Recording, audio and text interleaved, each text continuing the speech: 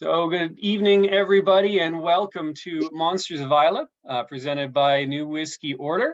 I hope everybody's ready to get into some pretty delightful whiskeys, because this is the Bruichladdich event. We've got a pretty spectacular lineup ahead of us tonight. Everyone's excited over there, Myke. Everybody is clearly excited about this. Joining me tonight, we got Tim MacKenձie, who's going to be helping me walk everybody through this lineup. We got Eddie LMZ as well, who's here to help. We got Team Semper on call here to help us, Drew and Sheila. So good evening to everybody, and say hello. Let's start with Tim. How's it going? New.Whiskyorder here in the dirty Jersey. Cannot wait to partake in this journey with you guys. I've had a handful of these, but I've never had like the Golder Still followed by Blacker Still. I'm super pumped for that. I cannot wait to do the Legacy versus the Yellow Sub.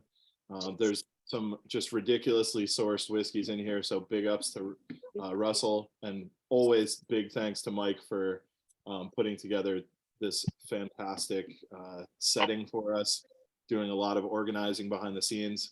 So get ready for the magic, everybody. Absolutely. Eddie, say hello, my friend. What's up, guys? How's everyone doing? It's been a while. Eddie. I'm really excited to be. What's up? Yeah, man, I'm really excited to do this. I feel like, I haven't been doing a lot of drinking and collecting lately, but actually had some drams last night, and I was like, really excited to be having some more tonight, because it kind of opened up my palate to start drinking more. Out of all of these, the only one I actually haven't had is the 1990 Micro Provenance. Actually, this is the first time I've seen it. I guess it's a Canadian edition or something. Yes, correct? it is.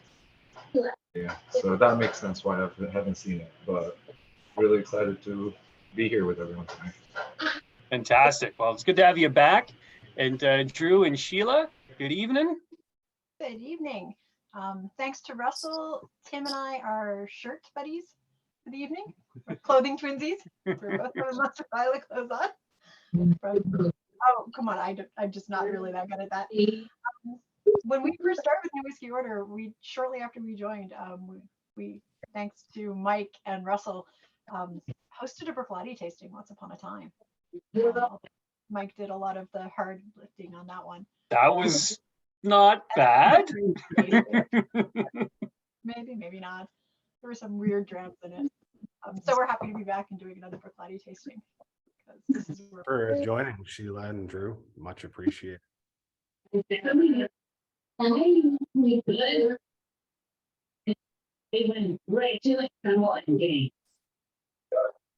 Yeah.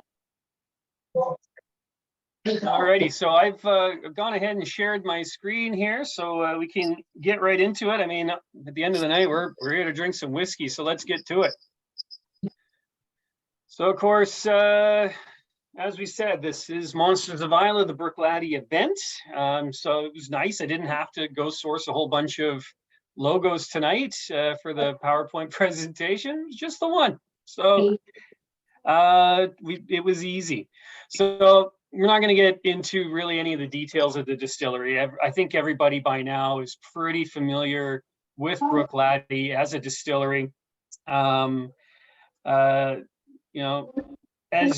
many of you know, it is my favorite, so I'm particularly excited to be getting into this. So, let's get it going here. So our first whiskey tonight is going to be the Waves. This is going to be our palate opener here. So I'm going to kick it over to Tim to start the walkthrough.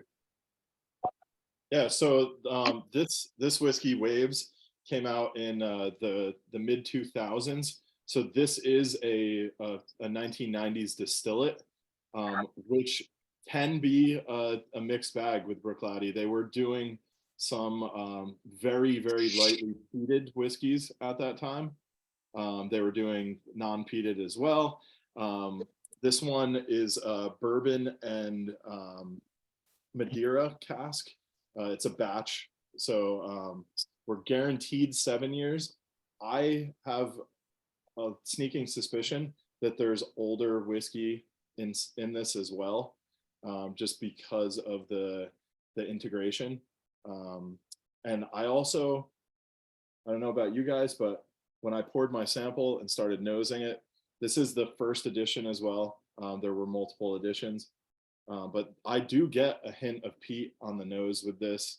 Also getting, the Madeira is going to give that like grape forward, dark fruits, some plum.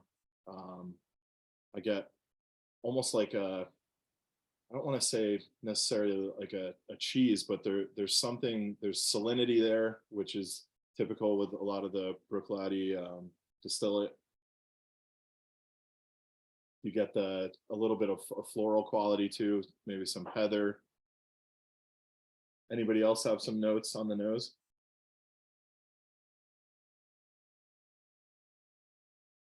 I get like really dark caramel, like Yeah, when you've I don't know if anybody's made candy, but like just when you've gone a little bit too hot and it's gotten a little dark, I'm getting that underneath all that fruit. There's a ton of fruit in here. definitely. You just reminded me of something too. Like being in New Jersey, we have like famous saltwater taffy, and like the caramel saltwater taffy is what I'm recognizing. Yes. You have a saltiness. It reminds me when you go to the beach, and I'm not near a beach, but when you go on vacation, and you're about an hour ago from the beach, and the saltiness in the air is becoming more and more. It's increasing. More you're coming near the ocean, or so. I get that. This. I don't know if you. I would drink this on a beach, that's for sure. I would never turn it away. Like, to me, like sitting out on, like, this is something that I would be really pumped to crack open, like out on Islay, looking out on Lockendall. Like, to me, this is kind of in essence like a summertime springy type of a dram. Like, it's not overpowering, it's not overly complex. To me, this is very sessionable, but with enough complexity for it to be interesting. Let's drink this.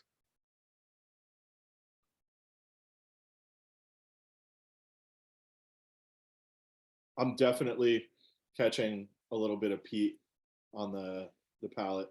It's kind of forward on as the palate develops, and then it's giving way to a little bit of like a mintiness. Do get some oak on there as well. The oak spices, those baking spices. Not as much of a Madeira effect as I get on the nose. It's a little disparate in that way. Yeah, it's interesting. I didn't get much in the way of peat on the nose. It's certainly there on the palate. Almost tastes like you poured some classic laddie into a glass that had some Port Charlotte in it before, and you didn't rinse it out first. I totally agree, Mike. There's some. Not that I've done that before. Never. There's an inkling of a Rins kind of effect, and I don't know if you guys are familiar with Rins, but Rins is a lightly peated supposed distillate. It hasn't been confirmed as far as I know, because I have also heard talk that it's a mixture of non-peated Bruichladdich spirit and Port Charlotte. I've also heard that it is absolutely its own distillate between 15 and 20 ppm. And there's been a bunch of releases that have sat in that zone that were bottled directly. So like the PhD series from the Fèis a couple of years ago, I think it was 2016 or 2015. And there have been the Wee Rory, which is Mark Rainier's son. The first cask that was bottled of new distillate also has that lightly peated marking on it. So I'm wondering if this if this is either a remnant of that lightly peated spirit, or if it was unpeated and they added some of the new make from that post 2001 takeover era, because they did distill it in those early 2000s, supposedly. I mean, this was a very interesting era for the distillery, right? This was post reopening, post takeover. This was a very experimental period for Bruichladdich. They had a lot of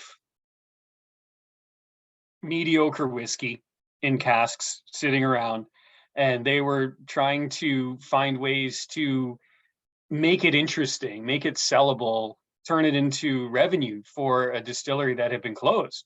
So, you know, they really leveraged Mark Rainier's relationships with the fine wine industry, got a bunch of crazy casks, finished their whiskeys in all sorts of weird stuff.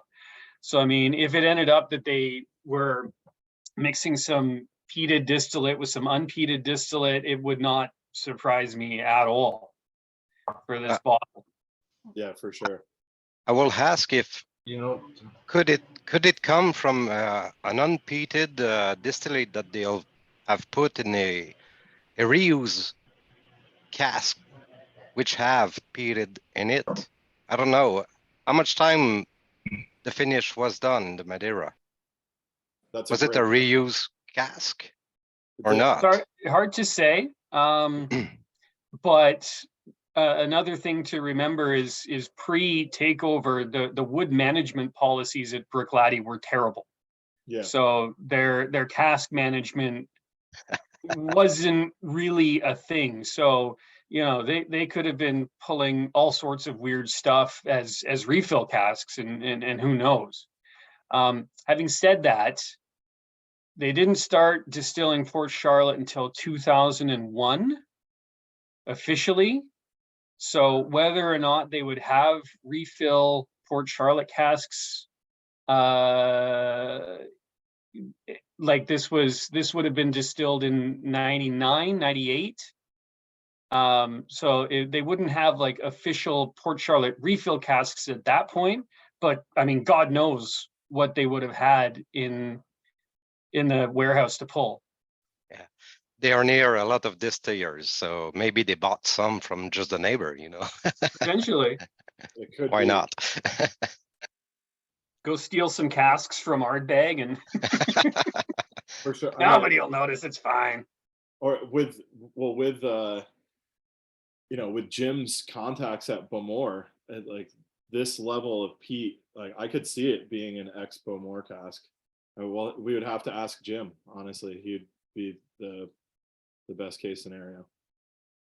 To me though, this on the palate, there's too much peat for it to not be some kind of a distillate situation. I've had some other whiskeys that were aged in like ex Lafroig casks, and it's very nuanced from my perspective.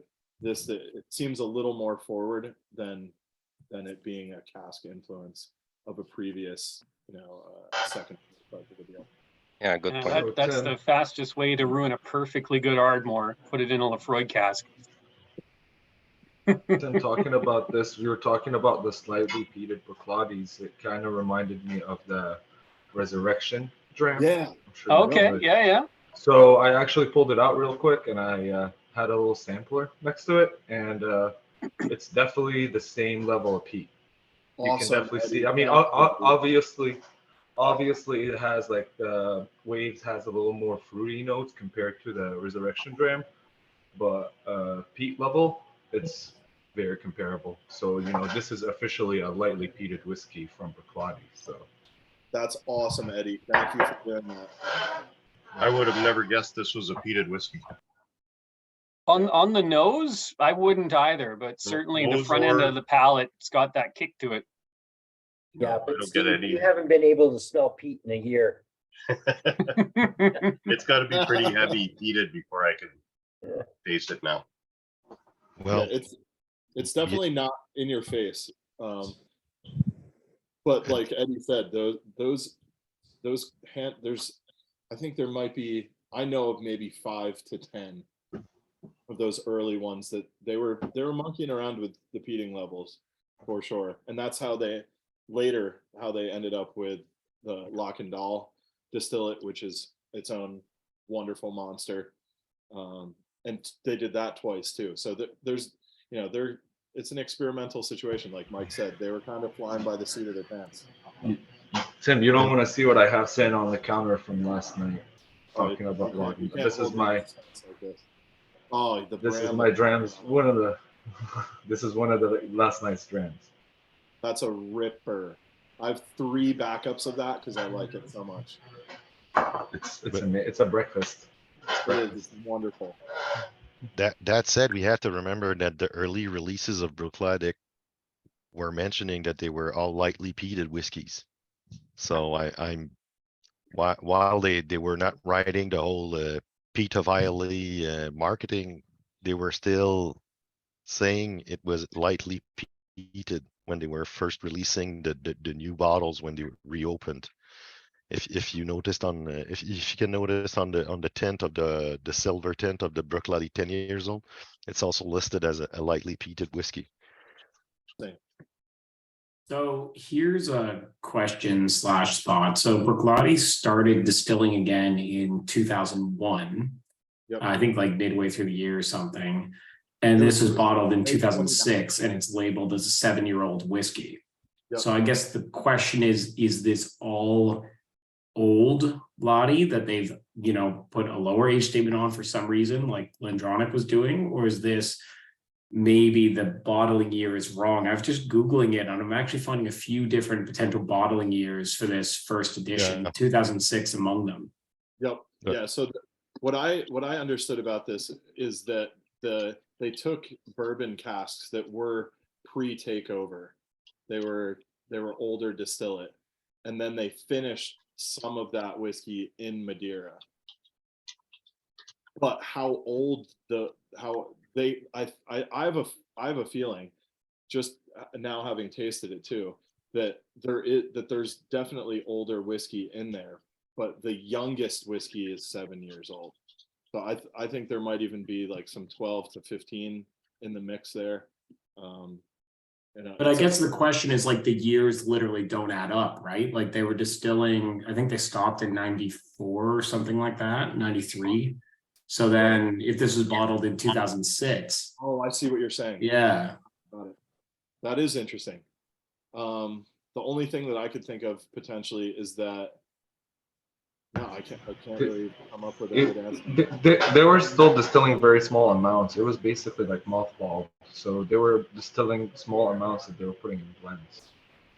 If I remember, if I believe. The original distillery that was like from the start a blending distillery, and so up until 100% when they got mothballed, and that's why a lot of their early distillate back in the 60s and 70s isn't peated. Right. Because it was meant to be. But yeah, you're right. They did have some small runs between 95 and 2001 when it was closed. That's fair. And I found that to be a very interesting whiskey. Little water really brought out the fruit on the palate, just a drop.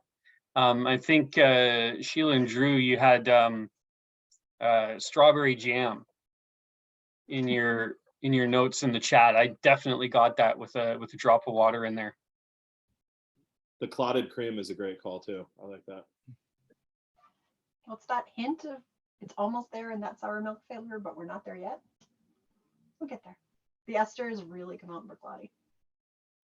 Yeah.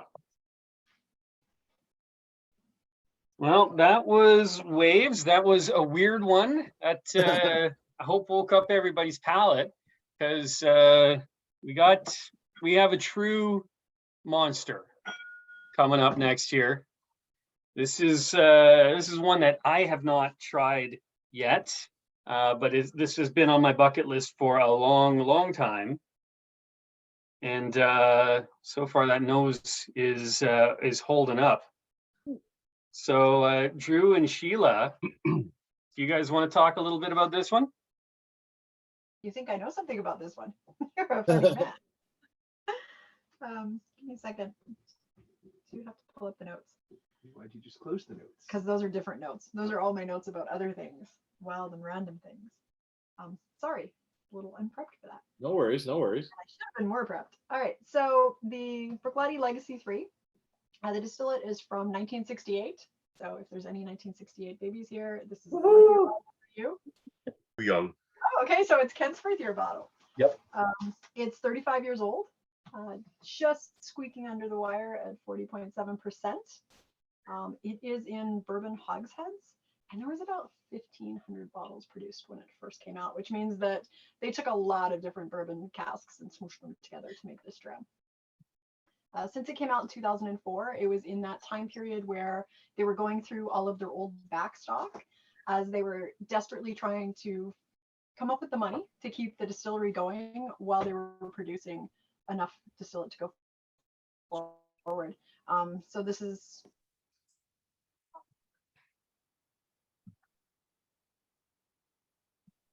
We lost you, Sheila. Yeah. Sheila froze.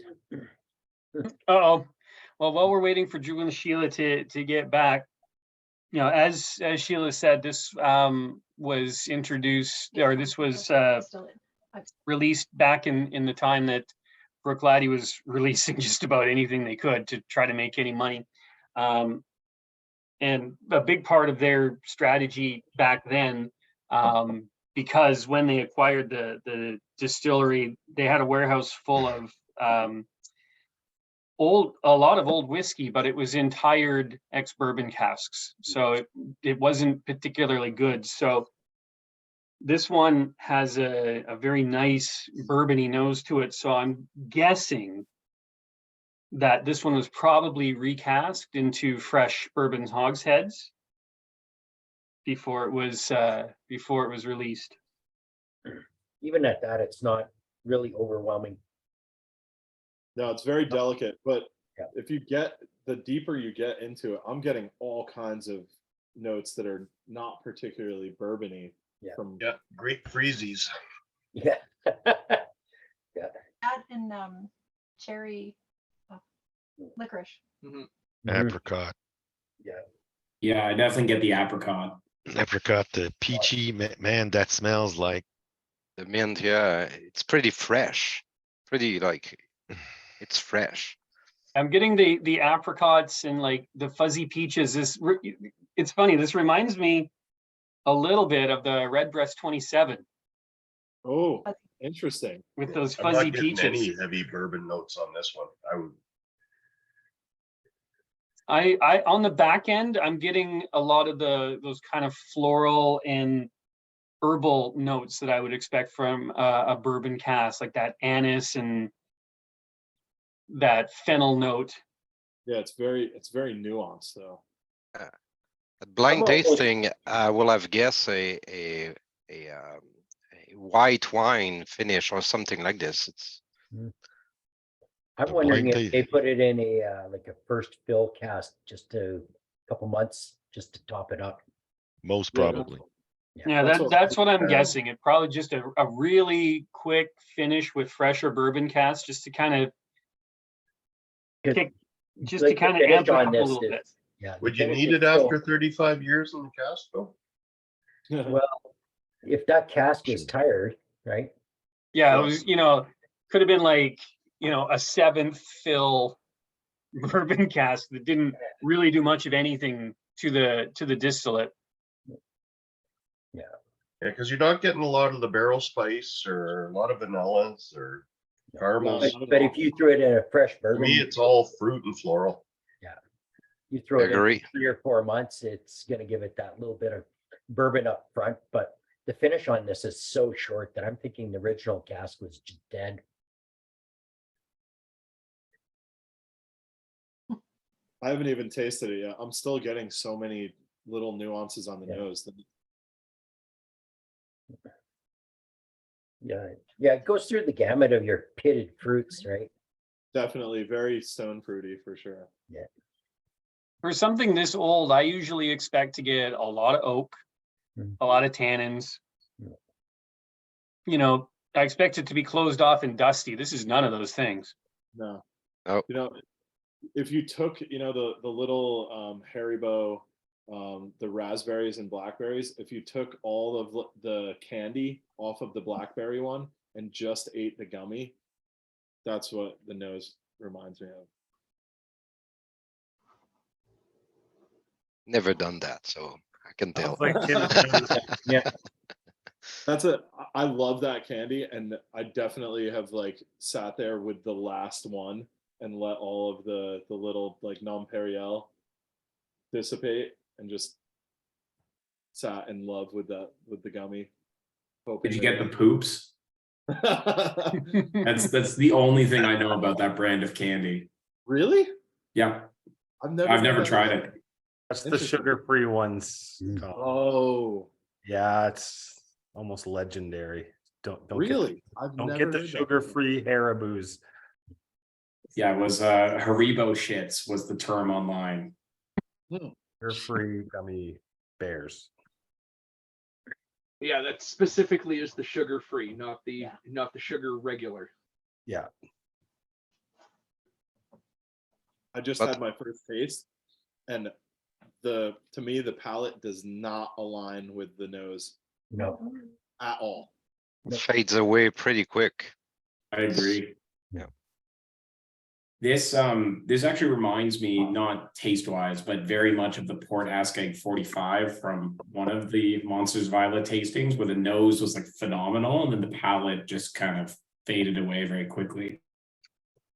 Yeah, I get a lot of Drew- hops on the palate. Yeah, I could hear that. The green grapes are a great call, Drew and Sheila. Star fruit too. I agree with that. Yeah, that goes with my white wine that I was telling. Yeah, for sure. It's almost like a Chenin Blanc. Yeah, kind Yeah, I would totally buy white wine. of- Yeah, wow. I don't know. This one, I could sit here nosing this, picking out new little things constantly. The palate doesn't follow through. Oh, no. This is very typical of everything I've ever had that's over 27 years old. It just kind of falls flat. There is a Gotta flatness. bring to you it. another sample now. I could nose this all week, I'll say that. Yeah. Oh, yeah. Sure. and the nose, it's amazing. And I wouldn't, after taste, if I had this blind and without nosing it and just tasted it, I would have guessed it was much higher alcohol. Like the alcohol isn't all that well integrated for 40.7 in my perspective. There's a spicy, like almost like a white pepper spiciness that is longer than the flavor finish. Very interesting.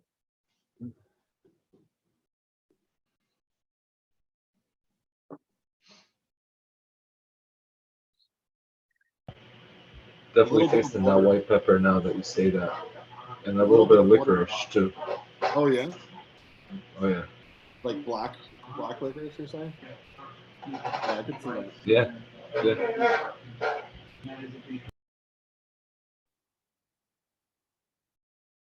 I do, Yeah, there's- that one's interesting. Like the nose, spectacular. Palate, not quite there. leaves a little bit to be desired, especially for the age too. Like, wouldn't have thought that this was 35 years old if I'd blinded. It almost gets musty Yeah, on the deep after.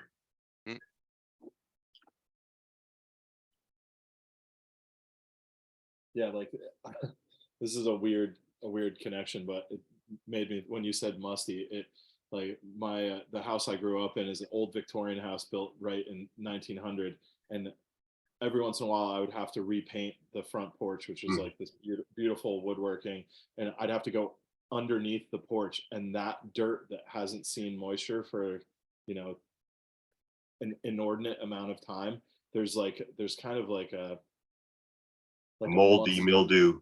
musty, dusty kind of affectation to it, and it has that in the finish to me. It's interesting.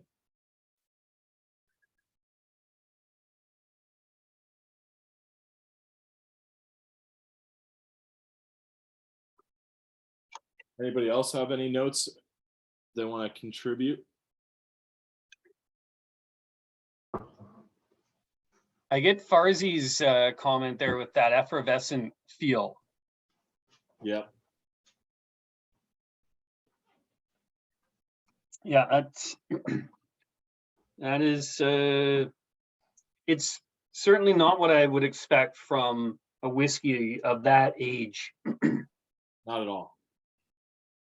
It's kind of like a head scratcher, to be honest. Yeah, I'm just trying to do some maths in here, and we say 1,572 bottles of a hogshead, even at 40%. Okay, a hogshead it's around 250 liters, if I'm right. Even at 40%, if you are at 60, 65%, you have 1/3. You have to dilute it. Okay. I'm a scientist, so I'm just trying to know. I can add the most bottle I can find from one hogshead. It's 470 bottles. But Right. so a single malt is not a single cask. They're two different things. Yeah. So with a single cask, you would get those 300, 400 bottles. But a single malt just means that it all came from the same distillery, and it's all. I agree. So But that's how you get to the 1,500 bottles. You mix a bunch of hogsheads together.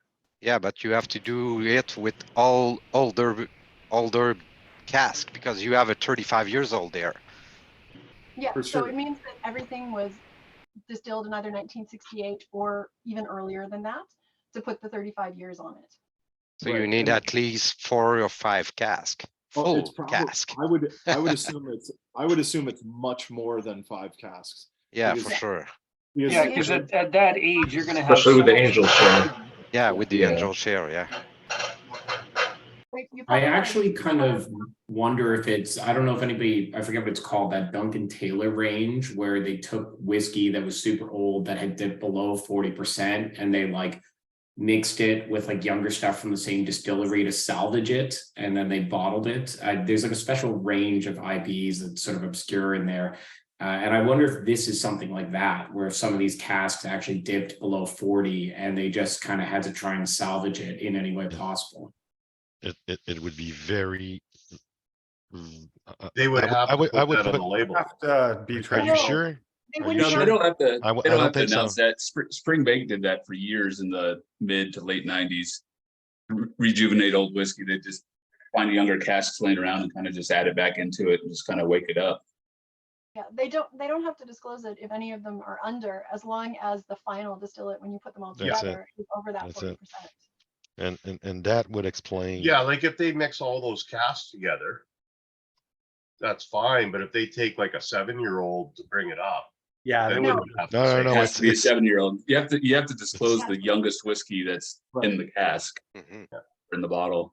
2 So- to 35 would be the youngest whiskey in the cask, so or the youngest that, whiskey in the bottling. that's it, and that would explain great nose, but a bit flat on the palate. I agree. Because it's older than 35 or it's above 35 and used and aged, very used and aged casks give that result. So a good theory. Well, you're going to see the same thing happening with Rosebank and Port Ellen when they open back Yep. up. They're going to use a lot of the old distillate that's at the edge, and they can't sell it under that brand anymore because it's under 40. They'll mix it in with the new distillate. Yeah, I think they took a few old batches that they don't know what to do with it and just put it there. Sorry, it's pretty good, but you know, it's so flat at the end. I don't have any finish at all. It's like, Well, I'm a bit old- disappointed. Yeah, but old Bruichladdich tend to have a very short finish. Okay. Maybe I didn't taste enough. I tasted a couple. I think that's one good thing about doing these tastings. Yeah, absolutely. Yeah, yeah. Get it off the checklist. You're not buying, you don't want to buy one of these. Yeah, it's a great dust collector because they have some beautiful tints, but Mhm. Right. We've done a pile of tastings that 30 to 50-year-old. Every one of them has fallen flat. it just, once they get past, I find about that 27-year-old, they just start to drop off. It doesn't matter who is making it. So you're saying 27, it's like The sweet the spot. bottom Kind of the line, peak, and then everything. the top line, I will say. Yeah, yeah. Okay, okay. Well, I think there's a reason why a lot of whiskey drinkers think that 15 to 18-year-old is the sweet spot for a lot of whiskey.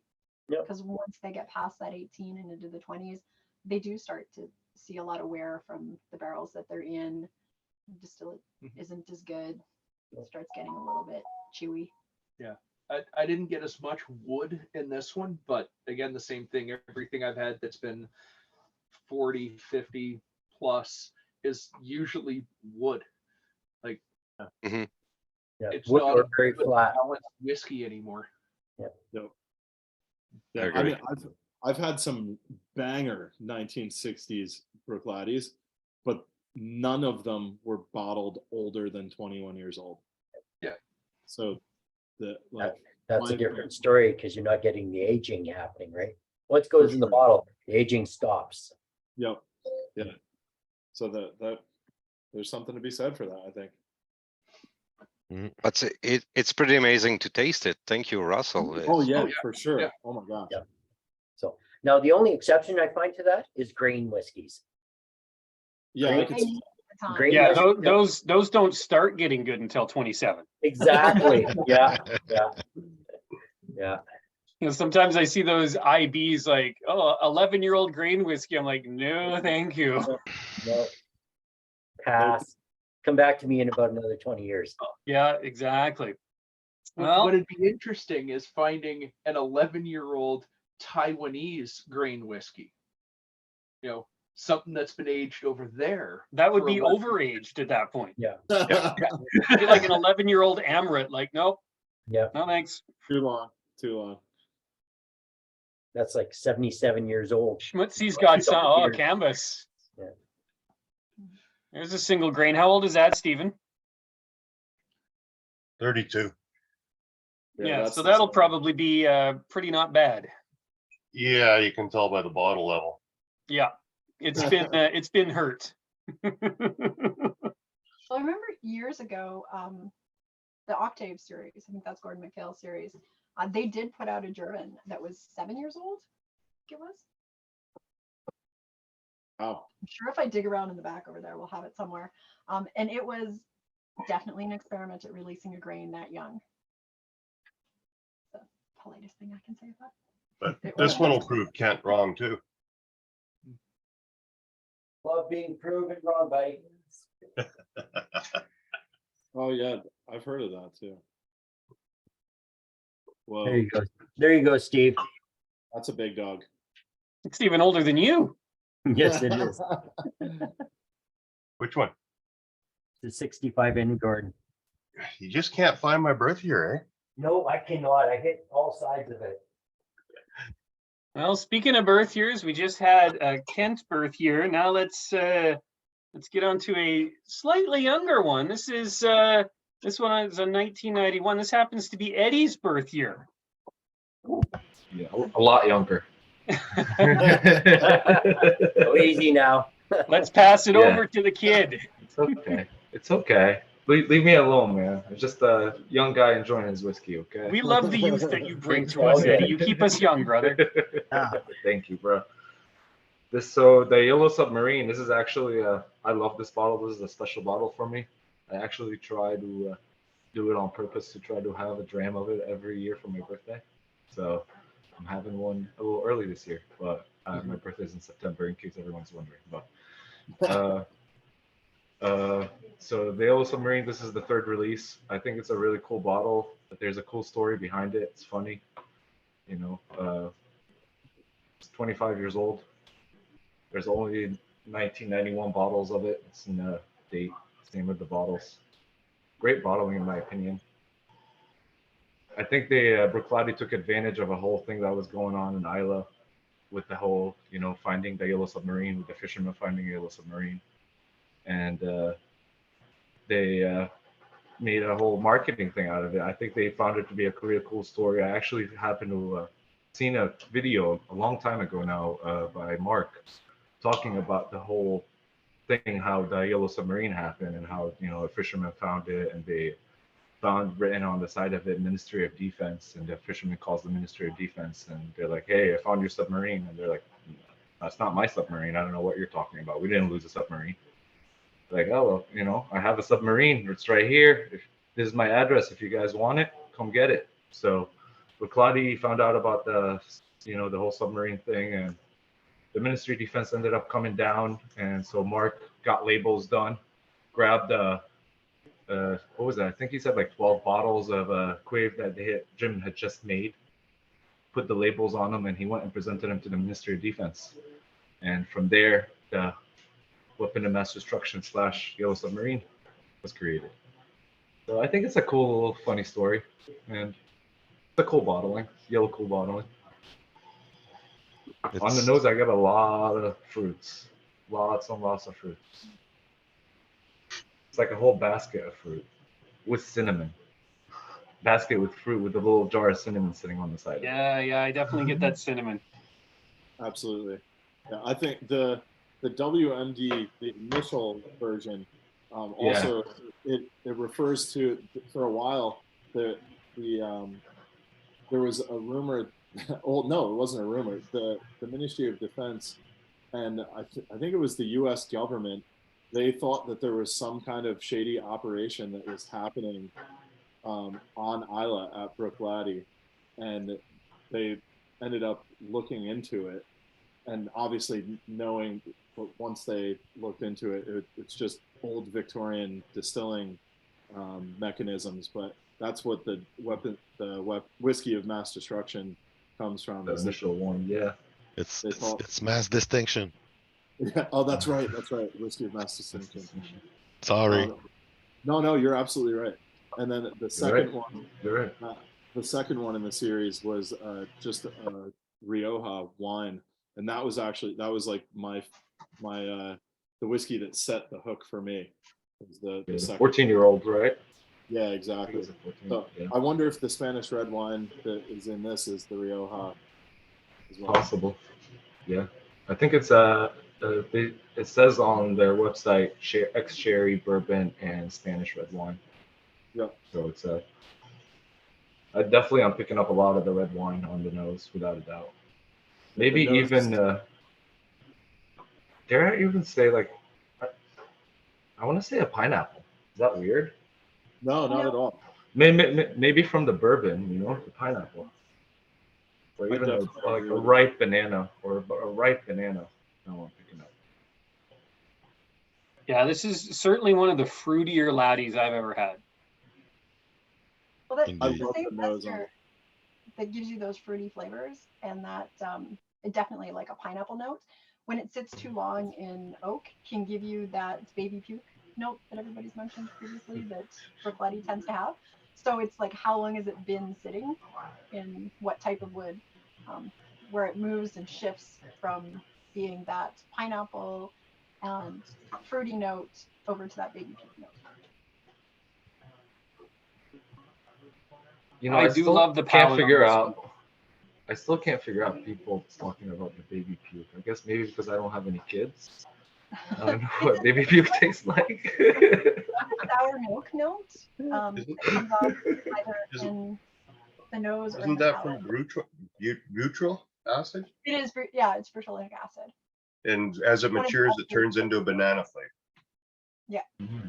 If it's long enough. And if it goes even longer, then it's not a pleasant thing.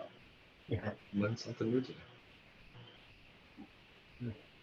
So I it's do love the palate on this one. It's just, whereas the legacy, the nose was fantastic, and maybe the palate didn't quite keep up with it. With this one, the nose is great. I like it, but the palate is the high point of this whiskey for me. It's so complex, so fruity, and so condensed. Everything is very like boiled down. explosion of flavor. Mm-hmm. And the it nose keeps is going. almost muted to the palate. Yeah, what a finish on this. Oh my gosh. So who did the math on this one?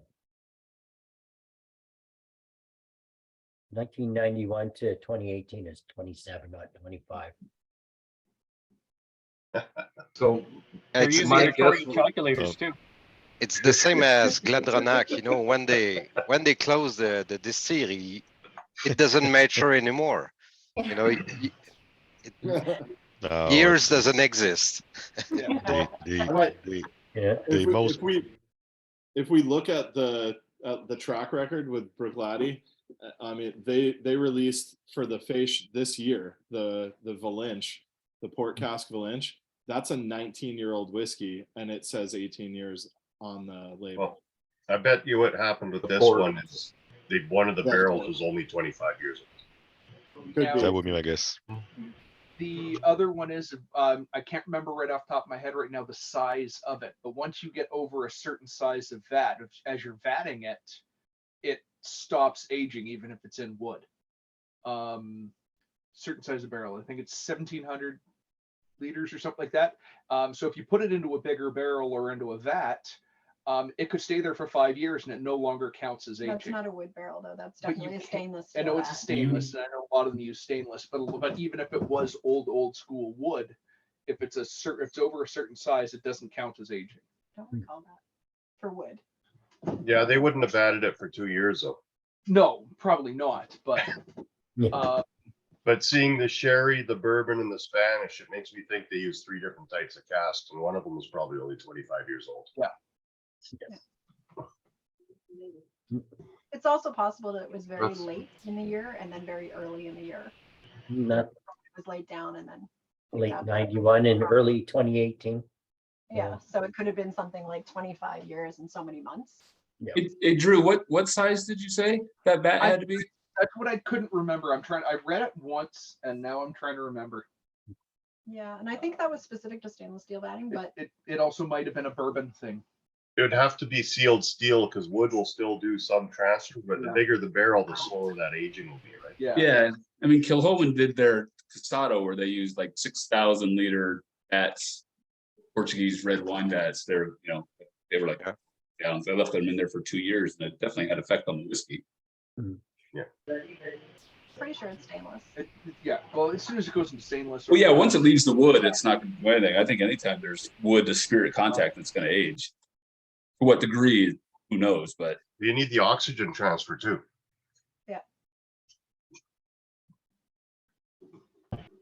You need those greedy. That's why those little, So just to be sure, it's a vatting, so it's not a triple maturation or something like this.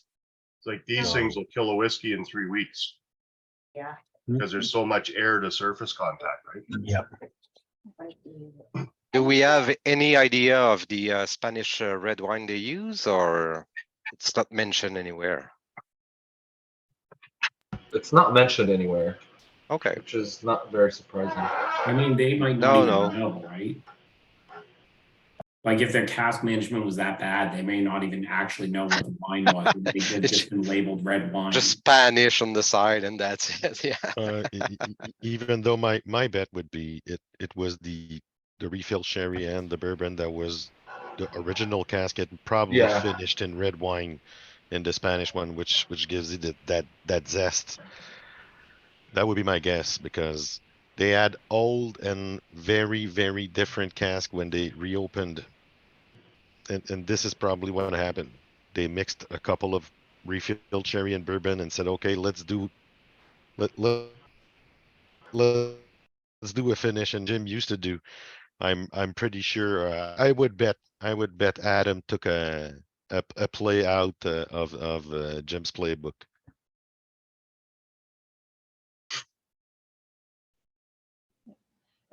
Just for reference, if a bottle doesn't say that it's a single cask, you can pretty much always feel very confident in knowing that it's going to be a combined cask or a vatted cask. Although we don't technically use the term vatted anymore, because the SWA doesn't like it. And as Stephen's Canadian distillery knows, the SWA has a big stick and they'd like to beat people with it. So If I remember correctly, what I read about this was they went into the warehouse and took out the last of the 1991 distillate. So this was the last 1991 casks that they had in the warehouse, of which there was bourbon and sherry. They finished it in the Spanish red wine casks and then bottled it. So if I remember correctly, that's how this one in particular was produced. I remember the same. That's why I said that. Yeah.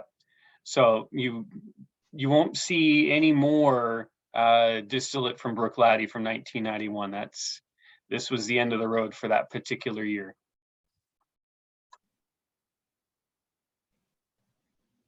But overall, it's a pretty nice whiskey. That's a pretty special whiskey to have as your birthday or bottle, Eddie. It's an expensive birthday gift to myself every year.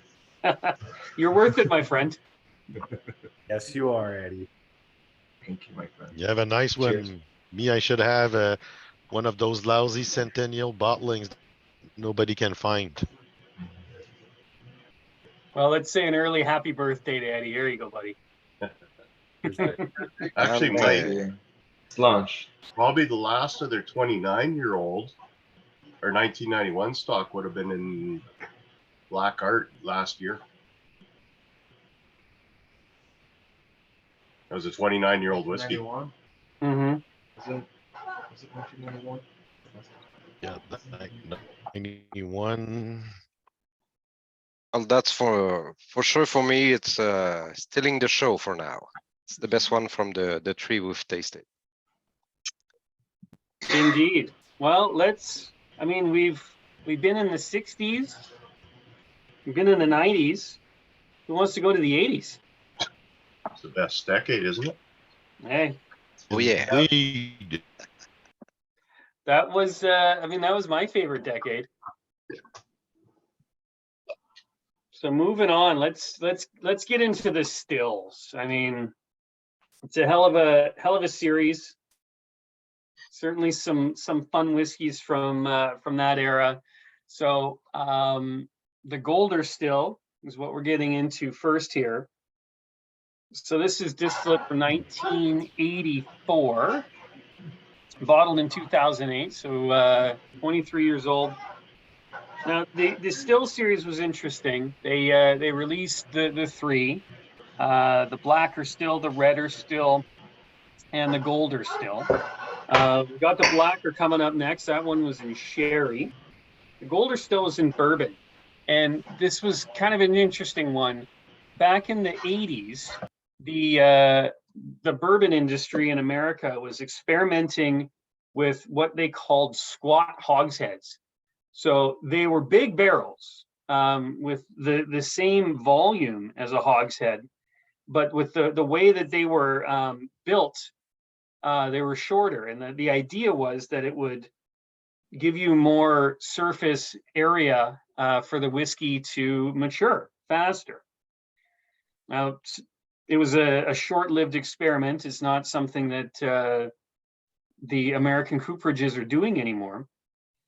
But maybe it's kind of similar to the octave idea that Duncan Taylor does, or the quarter cask that Lefroy does. Ultimately, what they're trying to do is give you more cask kick to it. So I've read a number of articles on the Golder still. Some articles say that it was finished with newer casks. Others say it was not. So I don't know. But I get really nice bourbon notes on this one. Really nice, mature bourbon cask notes. Yeah, Colin, for sure. Lots of vanilla on this one. I get the caramel. I get marshmallows on this one. And then there's that nice, even nice herbalness to it. I get a little bit of lemongrass and then star anise. Really nice. It's green, pretty green. Green, interesting. You should call it greener still. Yeah, like fresh grass, not fresh grass, but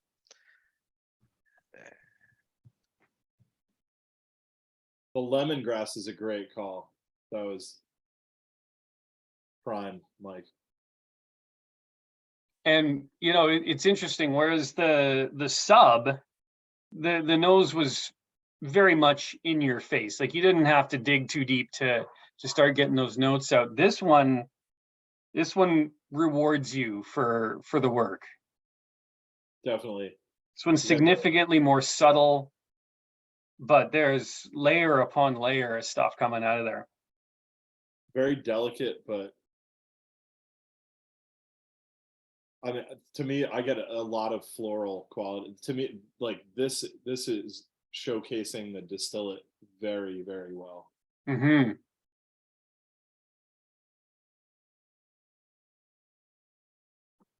Almost like a lily of the valley kind of sweetness. Maybe honeysuckle. Mhm.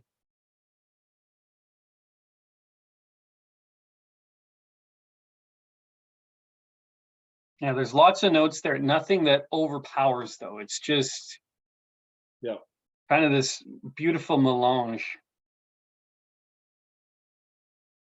Tiny bit of white pepper though, which is surprising. Such an urge to sneeze.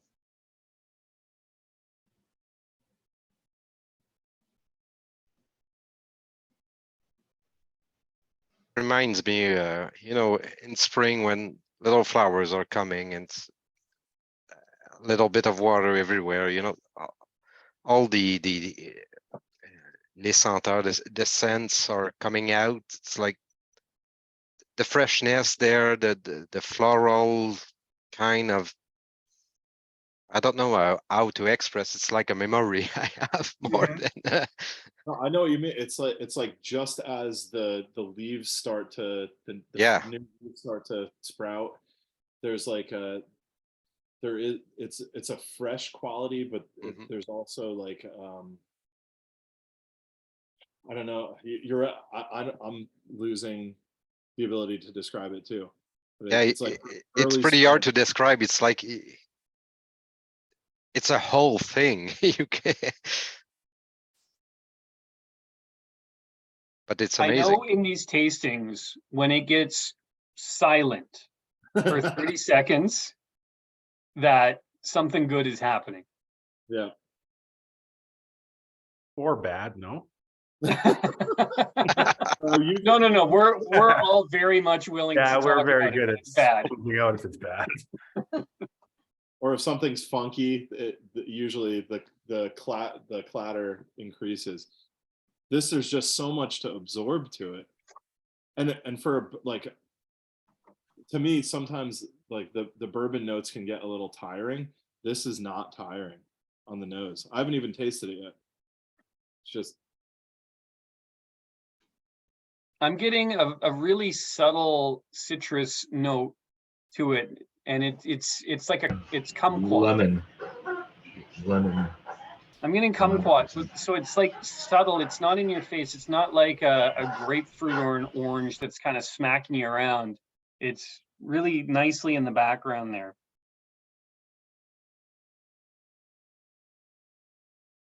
there's a little bit of like a sweet dough kind of a quality too.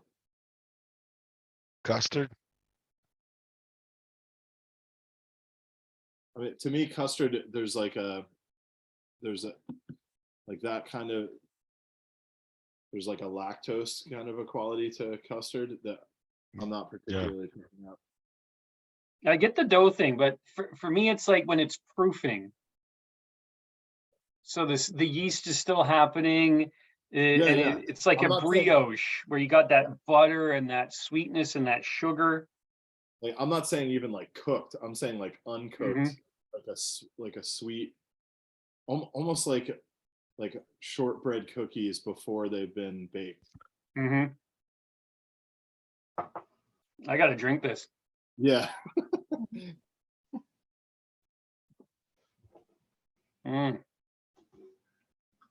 Wow. That's what I said in my head. Wow. That's the first word. That mouthfeel. An incredible yet Incredible results. It just coats your mouth. Yeah. I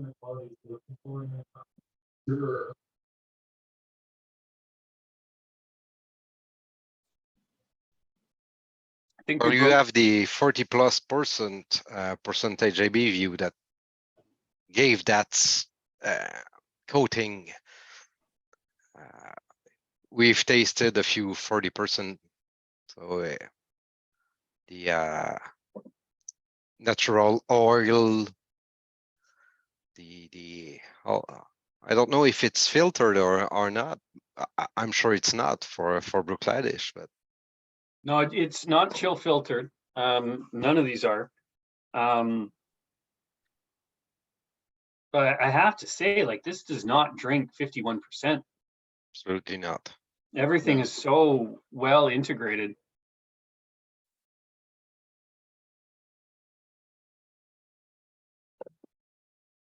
Gave me a button, I didn't click.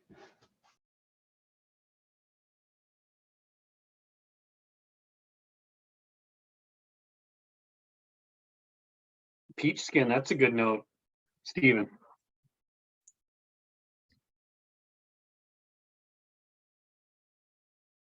Yeah, the citrus on this is definitely like a supporting note. It's almost structural in underneath, holding up the sweetness. For me, I think it's the first bourbon cask that tastes like this. I've never tasted a bourbon cask with that much deep and fruitness and astringence. I don't almost go with some red wine cask that I've tasted from other distillers. You need more Kilhoman. Oh, I have Everybody a needs lot more of Kilhoman. Kilhoman. Don't worry. I don't get any lemon on this. I almost get like a grapefruit pith. Yeah, me too. Yeah. Just the pith.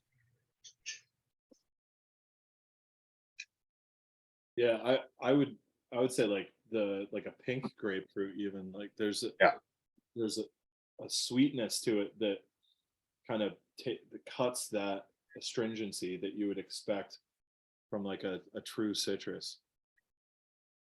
It's really interesting. I could drink this all night long. I'm just sipping on it and I'm looking at my glass, almost empty right now. That's pretty good. Yeah, this one is pretty unique. exceptional. It's unique too.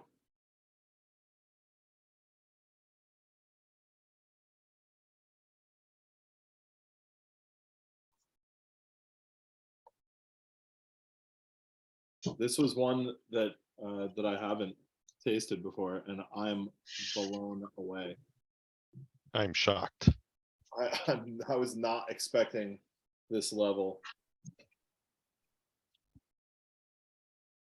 I mean,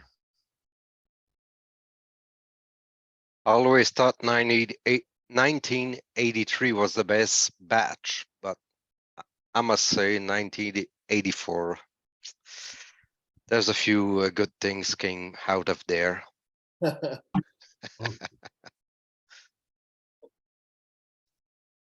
really incredible what just the bourbon squat hog had happened. But that's those still are one of the rare bottlings that came out with an IABV. When they were bottling, it was always 46%, whatever they were bottling. And these were the exception, aside the copper tent cast strength 1972, I think. They were very rare, very rare. Yep. Maybe they should have bottled that more often. Or maybe we should have continued to make these squat little dumpy casks. Need to talk to Kentucky yeah. about that. Come on, guys. I'll do what I can. I'll see what I can do. It's just down the street from you, right? Yeah, it's down the road. Did you say how big those casks were, Mike? The squats? I didn't hear you. If you did, I'm sorry. From what I understand, I believe they're the same volume as a regular hogshead, but just the way that they're built, they're shorter. Gotcha. So they'll be short and wide, as opposed to a regular Like- hogshead, which is fairly tall. So almost like it's been compressed a little. Yeah. In a sense. Got you. Okay. So that's going to make your barrel heads quite a lot bigger, I'm guessing. Yeah. And probably give you more of a bow to your staves. So from what I read, the idea was to give you more surface contact, whiskey to wood, to allow for more aggressive aging. Interesting. Little bit like a quarter cask or something like this. The shape, maybe just like a much bigger quarter cask. Okay. Yeah, Okay. the idea with the quarter cask is they'll take a regular bourbon barrel. Yeah. And the cooperage in Scotland will break it down and put it back together to make 4 small barrels out of a single standard American bourbon barrel. Yeah. So that's why they call them quarter casks.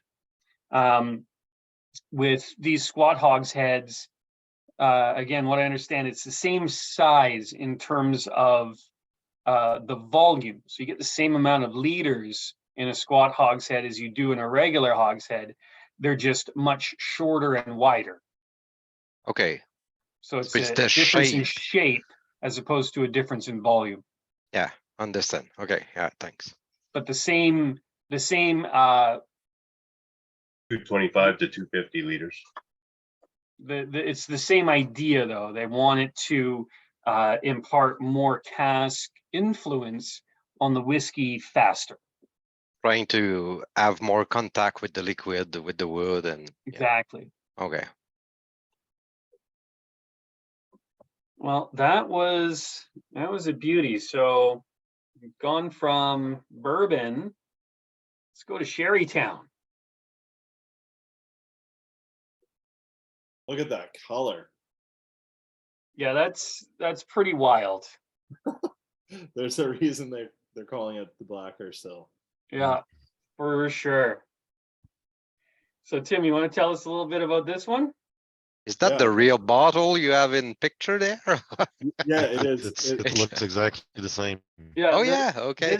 This bottle is actually it's much like the black art bottles. The bottle is completely opaque. Yep. And a lot of people actually call this one the proto black art. Yep.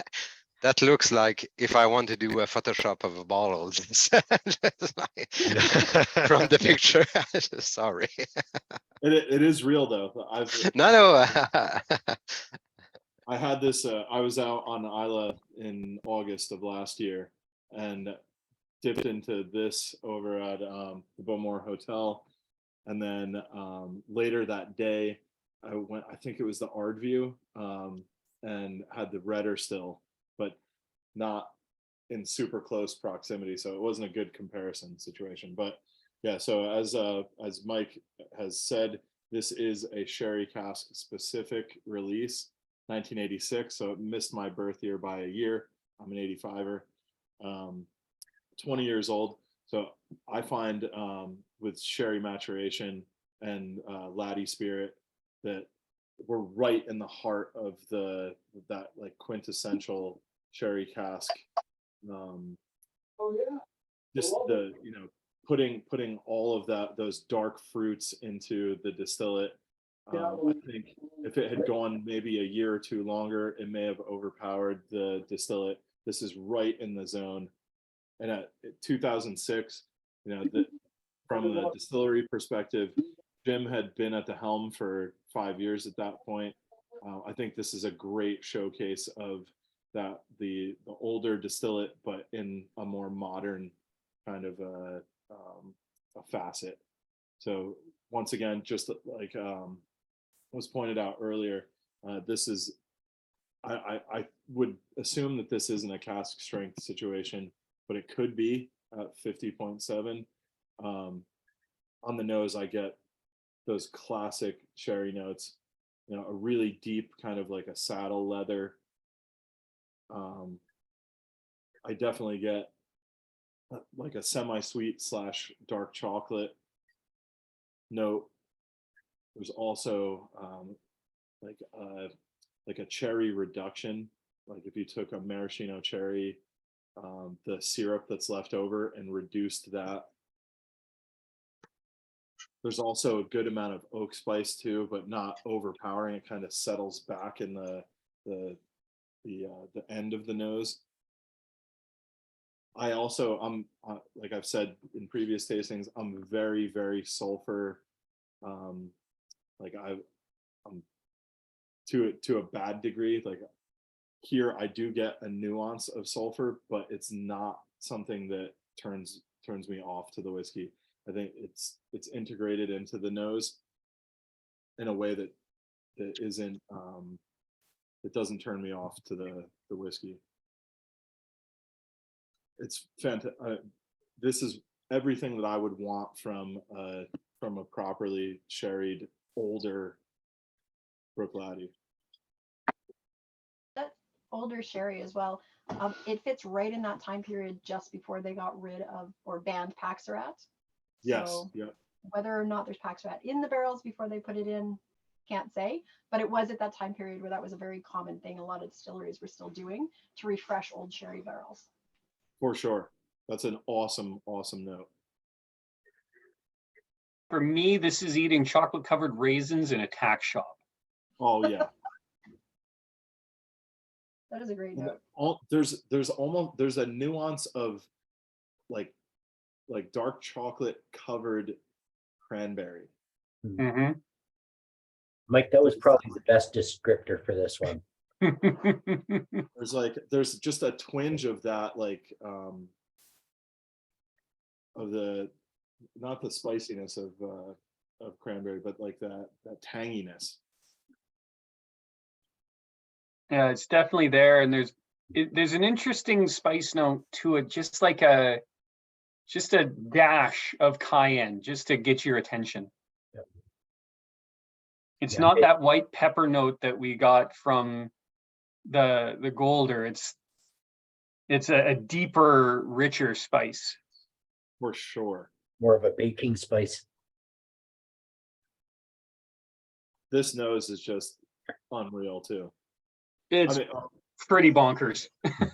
a polar opposite to the Golder, but when comparing 50 percenters back to back, this one drinks a lot hotter than the other one. Oh yeah, I haven't even gotten This there. one's, I find this one disjointed. Yeah.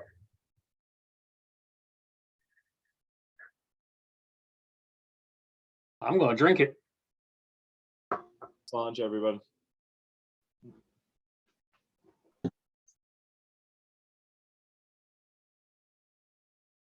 It's funny. I find a lot of the old body stuff very disjointed. I feel like, as you know, much as they experimented, it was always very obvious to me that they were putting lipstick on a pig is the term that I usually use. Like, it just feels like it doesn't integrate well with the wacky cask finishes and everything else in a lot of these drams. This one has got a very interesting palate and finish. Yeah. It really kicks into umami and like chanterelle mushrooms and forest floor. Yep. After a rainstorm, like the sweetness from the nose doesn't come through on the palate for me. This is just deep and dark. I agree. Yeah, I like the umami reference you're doing. Absolutely. Mm-hmm. I just like how chewy it is. That mouthfeel is just. Oh yeah. That was about to say. Yeah. There's something to the mouth. It's. When I'm cooking, I love doing a mushroom reduction. I'll make a mushroom stock Yeah. and then I'll cook it down and reduce it. And you finish it with butter, and it's just liquid umami. And this definitely reminds me of that. And you have the woody, herdy, mushroomy, I don't know if Yep. it's a word, but Oh, well, it's all Oh. that meaty profile, right? Yep. Put it in a pint glass and drink it. Yeah. Mm. Well, this one is really something. It's wild. I mean, like you Wanna said, share? it is a little disjointed between the nose and the palate. But it doesn't necessarily turn me off though. Well, I meant even the flavors on the palate are disjointed with each other. Yeah, I agree with you. It's a weird. It's kind of like a bizarre. It's almost like it's trying too hard to be a sherry bomb.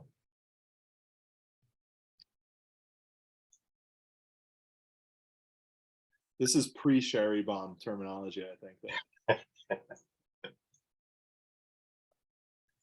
Well, and I I'm just, wondering if this is a mix of sherries, like between a Fino, a PX, and an Oloroso. Because I That's know back in the day, they used to do a lot of Fino mixes. Jim loves Fino. Yes. Yeah. Yeah. Well, today our favorite Bruichladdich was that 1997 Fino. Yeah, that's a ripper. Oh. Don't talk about that though. Yeah. I agree. I think I'm interested to. I have so many questions for Jim the next time I see him, but this would be another one to ask if it's multiple types of sherry. Because to me, it's not singularly Oloroso. It's not singularly PX. I feel like there's some Amontillado qualities to it, almost like a nuttiness. yeah, because you don't have a unilateral taste, even in the finish. It's like going everywhere. Every taste I'm taking, every finish, it's not the same that the last I've took. So I agree with you. You don't have a unique line. Like I don't know, a PX will be, you have some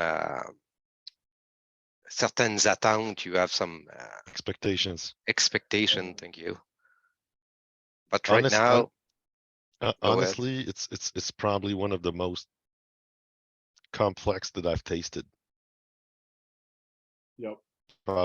It's maybe some call it disjointed, but as you said, as some said, there's so many flavors. It's just Yeah. because they I agree it's complex, but to don't me, come not in in a good in way. I personally love it. disjointed, but for sure, I- it's Listen. pretty good. I'm I think it's interesting. Again, I've read a number of descriptions of this one as the proto black art, and it certainly tracks. It has a lot of the characteristics that you It's- expect from a black art bottling. It is very complex. It does have a lot of stuff going on. It is in your face. This is not a subtle whiskey. It's not, an Absolutely not. elegant whiskey. This is coming at you hard. And with black art, not everybody loves that. Not everybody wants that. And I think that You're wrong. that is certainly a characteristic of this bottle. well, let it be heard. People who don't like black arts cannot be trusted. Hey, That being said- if they don't like black art, I'm happy to help them dispose of No, I love black art. it. That's what I, Precursor to the black art series. To me, this is the one that wasn't good enough to be in the black art series. Yeah, it's probably the one that made Jim say, "Hey, there's something to it. We have something to do about it." Just like the early releases of the Port Charlotte, I'm betting that when the PC6 or the PC7 were drank by Jim, there's something to it. I got to do something more peaty. they came out before Octomore, and particularly the PC6, when you drink it, he thought about something else when he made that. That's for sure. And well, Myke, you have a good insight. I think it's a good one. Well, Tim, you'll ask Jim, right? For us. I'll try. That is a nice one. Yeah, yeah, I Oh, like it. I'll say more than a nice one. It's amazing. The more I taste it, Oh, the more I like it. It's like, it's funky, it's complex. It's very going in every sense. I smell it, I taste it, the finish. You have so much different kind of flavors that's coming out of there. It's Yep. Tim and Myke, Eddie, you guys who really know Bruichladdich a lot better. You were mentioning that you think there's several types of different sherry casks in it. I know Bruichladdich has been very open about cask types and stuff. Is it not easy to find information on this bottle? Is the age? It's the transparency thing is more in like More newer. Say it again. So they weren't as clear in the earlier, like the pre-2015 zone. Typically, I can say almost without a doubt, typically when they say if it's a single cask and they said sherry, almost definitely that means Oloroso. However, when they say sherry casks, that's where there's not as much information. Right. So because this is a batch with multiple casks being vatted, I think the interpretation is fairly open. That idea of transparency and cask transparency is a post 2015 narrative. So looking on the internet, it says it's all Oloroso, Interesting. That's wild to me. which I would have never guessed. I would have guessed there's more of a PX influence in it. Yeah. I agree. Well, that may come down again, as Sheila was saying, there could be some packs in there. The era does track. Well, if it's Oloroso with that sweetness, I wouldn't doubt it then. It does remind me a little bit of some of those old Macallan cask strengths. Again, thank you, Kent. Well, we've been to Sherrytown, so let's hit up a real wine bomb. Go to France. Yeah. So this bottling is interesting. Our American friends, this one is going to be a little bit foreign to them, I should think. So this particular bottling is a micro Provenance. And again, this comes from that time frame where Jim was putting together, taking some old tired ex-bourbon casks and finishing them in literally whatever he could find to punch up the quality of the whiskey, make it more interesting, and to show that Bruichladdich could release quality whiskeys. This particular one was finished in Brion casks and released at the age of 22 years old. So this is, of course, a French wine, a Premier Grand Cru French wine in particular. So that is as good as it gets when it comes to French wine. This one was released as part of an 8-bottle series that was exclusive, I believe, to Wine and Beyond in Alberta. So there was mostly French wine included in this, although there were 3 of the 8 that were Italian. wines from the Gaia vineyard, which are the Italian equivalent to the Grand Premier Cru level of quality. So just absolutely bonkers quality French red wine, bottled at cask strength. This is a single cask. That's why you're only seeing about 300 bottles, 298, in fact. And with this one, for me, just absolute fruit bomb. Dark fruits, strawberries, cherries, raspberries, blackberries. Not a lot of oak to me, not a huge amount of tannins on the nose.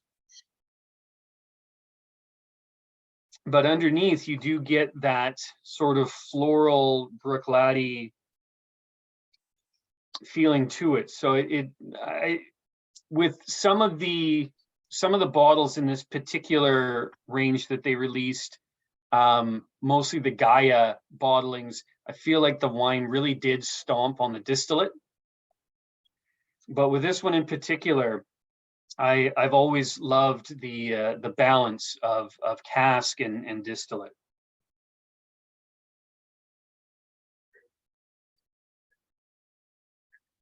Yeah, this nose is just, Adam just said dessert whiskey. Perfect description. Bonkers. It is lovely. I even get like almost like a cherry tomato on the. There's like a very slight, almost like an herbal quality to it. Like if you were to run your like fingernail on a tomato stalk. Nice. But that sweetness is just, I mean, that's the wine influence that is just spectacular. I get a nice minerality to this too. There's a flintiness, almost that smell of a pile of gravel. For sure, like Riverstone. Mm-hmm. And I get no sulfur whatsoever. So this is a ripper of a cask choice. And it's interesting when it comes to identifying casks that are used for maturation and finishing. For the most part, distilleries will say, oh, it's a sherry finish, or it's a red wine maturation. If you're lucky, maybe you get a region or appellation. But when this range was released,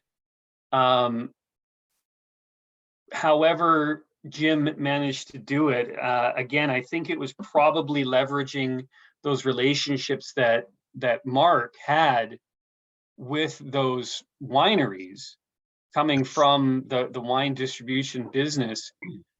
With this range, they were actually able to identify the actual winery that the casks were used from. So in this case, it was Chateau de Brion. There was Chateau Latour, Chateau Lafite, like absolute, the heaviest hitters of the Bordeaux appellation, being identified on the label. It's pretty much unheard of in the industry to identify your casks from the winery that they came from. Yeah, they had a lot. You have the Gaggia Barbaresco, the Brunello, you have the River Salt too. Mm-hmm. You forgot the best one. Don't say it, Luchar. I'm gonna say Don't it. say it. Best one, what was that? The Bugleri or whatever it is? No, it's the Ikem. The Chateau de Cam. It's really nice. That being said, these are the last bottle with the names of the actual chateau that the barrels were used for the bottlings, because afterwards they were bought by Cointreau and they forbid it. So these are the last ones that actually have the Chateau name on the labels, but they did use those way before. If some of you know the white tin lineups, which was mostly they were all first growth. Yeah, the first growth. bottlings. Yeah, the Cuvée first growth series. Yeah, which they made 2 batches. One of the first batches, when each bottling had one of 700, and the second one was one of 12,000.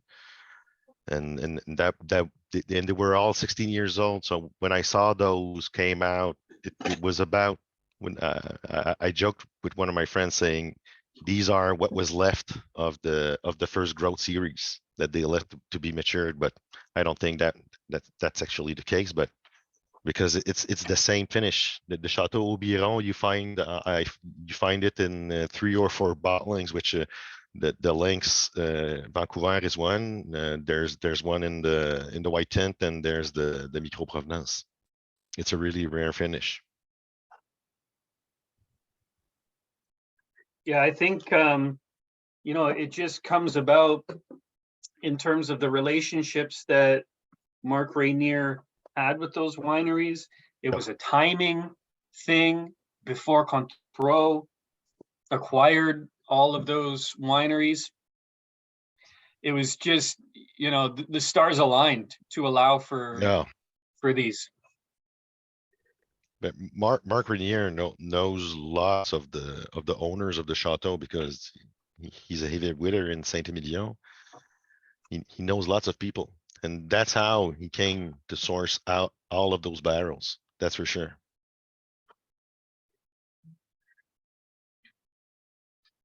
Because everyone's saying it's so down finish. The only one who ever named a Chateau is Bruichladdich because they knew where their barrels were coming from. Because there are older bottlings also with they try with the Chateau Clement, which is a Barzac, but it's in the same region. And well, when you try that one, you know why the EKM is the top of the line bottling and the top of the line Sauternes. I mean, the Clement is good. The Clement is good, but you know, like I do. We have a pet peeve about those. Yeah, it's becoming an expensive habit. Yeah, I know. What I wanted to say with all those different wineries that gave cask or sold cask to Bruichladdich is the honesty that Bruichladdich have with us, telling us it's not red wine, it's not white wine, or I don't know, cherry cask like we just saw before, and we're like, is it PX, is it Fino? We don't know. Like, exactly the provenance, exactly what they've done with this. It's the evolution cask. This is an amazing series they've done. And even if there's a few that, you have errors, you have amazing bottling that come out of those. But at the end, you have the line, you know where it comes from. Just taste it and enjoy. So tonight we have the Brion, an amazing one. Yeah, that's for sure. Because I've tasted most of the lineup, and it's a good one inside the lineup. It's in the top tier. I have the whole lineup upstairs, and the Quem is my favorite of all of them. I would say the Haut Brion is probably number 2, and then followed by the Lafite, then the Latour. Well, all of my votes would have fallen in the same place, Myke. But at the end of the day, all 8 are absolutely spectacular whiskeys. Yeah, each and every one of those. Yeah. It's an amazing series. They've done an amazing job. What's there. mind-boggling is Yeah. that they were left on shelves for a long time collecting dust. The was price like was so low, back there. Oh, it was so. I mean, these were single cask, aged anywhere from 20 to 22 years old, Mhm. bottled at cask strength, all finished in very, very high quality wine casks. Nobody were knew. sell- Nobody knew. Nobody knew, and they were I did. selling in Edmonton for $160 a bottle, On sale, Canadian. On sale. That was on I was. sale, because I'm gonna I break your remember. That's I'm like gonna break your $10. heart. At the end, when they were trying to sell them out, they were selling them for $80 a bottle. Ah, You have Are to- you I actually got a Rivesalts Wow. from Lethbridge for $80 on clearance. Wow. It was The Amazing. one, of the what was it, Liquor Town or Liquor Depot name, Yeah. and switching over to Wine and Beyond, they were fire selling full price. the one time I wish I lived in Canada. Well, come on down.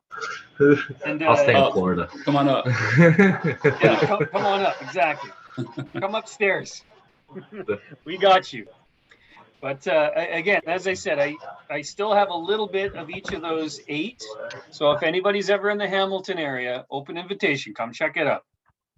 I'll pour you a flight. You got the Grey Cup this year. That's a hell of an invitation, Mike.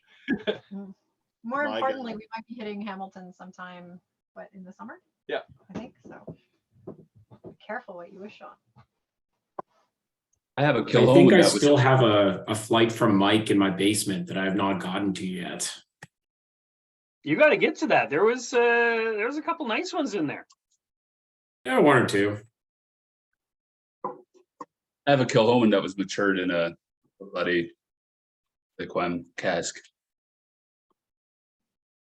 Which one I'm is gonna guess that? it's probably pretty good, Travis. It is really good. It's private cask. Yep. Which one though? I've got a couple of those. Cask 2. Cask 2. Whoa. I do not have that one. It's a hand fill. Oh, here, I'll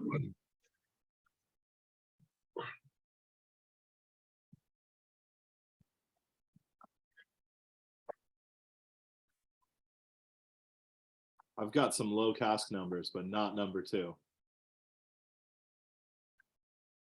here. Whoa. Yeah. Holy crap. That's insane. Whoa. That is not a good bottle. I should help you get rid of it. Was that bottled at Bruichladdich too? No, actually, McTaggart was consulting Kilhoman at the time, so he brought a Right. cask over just to see how Kilhoman's spirit would interact with their cask. Wild. Yeah, So That's, that it's is an so cool. experiment.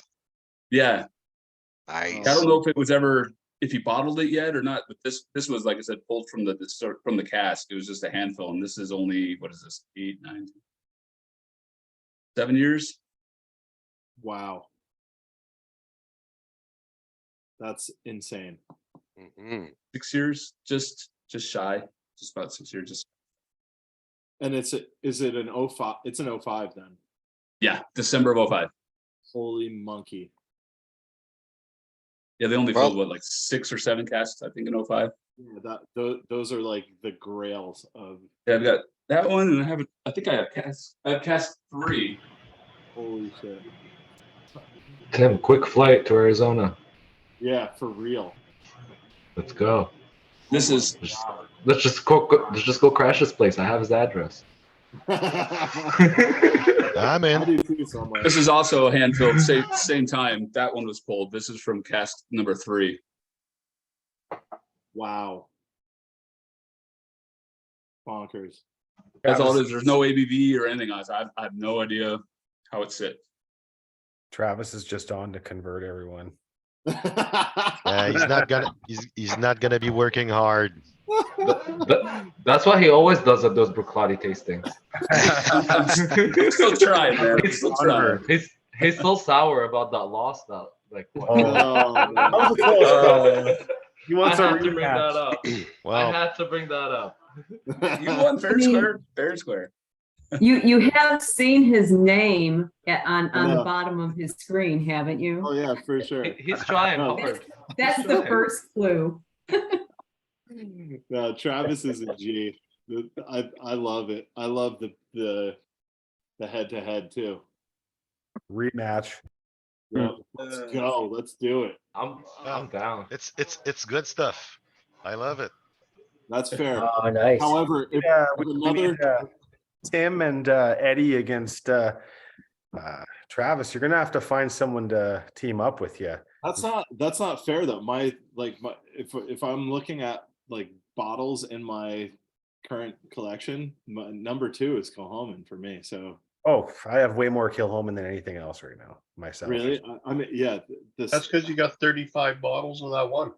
Yeah, no, I have 0 of those bottles. You should have get more. Doesn't have them. They're a cracker. I love them. Yeah, for I have sure. one bottle of Kilhoman that's good. The other 2 aren't Or me. that great. We'll go Eddie against Travis, and Tim will be the referee. Yeah, I mean, if we chuck Kilhoman against, well, it has to be Lock and Doll because then it's treated to the same amount. But it's got to be 2007 Lock and Doll. That's my last input on that headline. Where do I send my money? Yeah, that's exactly it. We're working it out.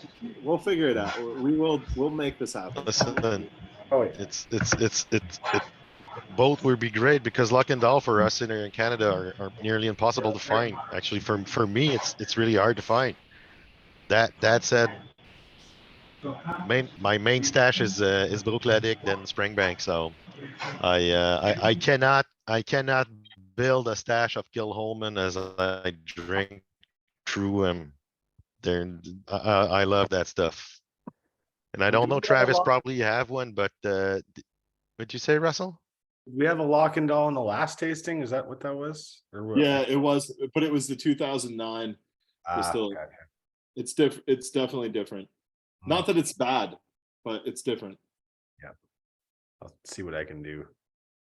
And Well, for those who enjoy have- Kilhoman, I think it's about time to make things smoky.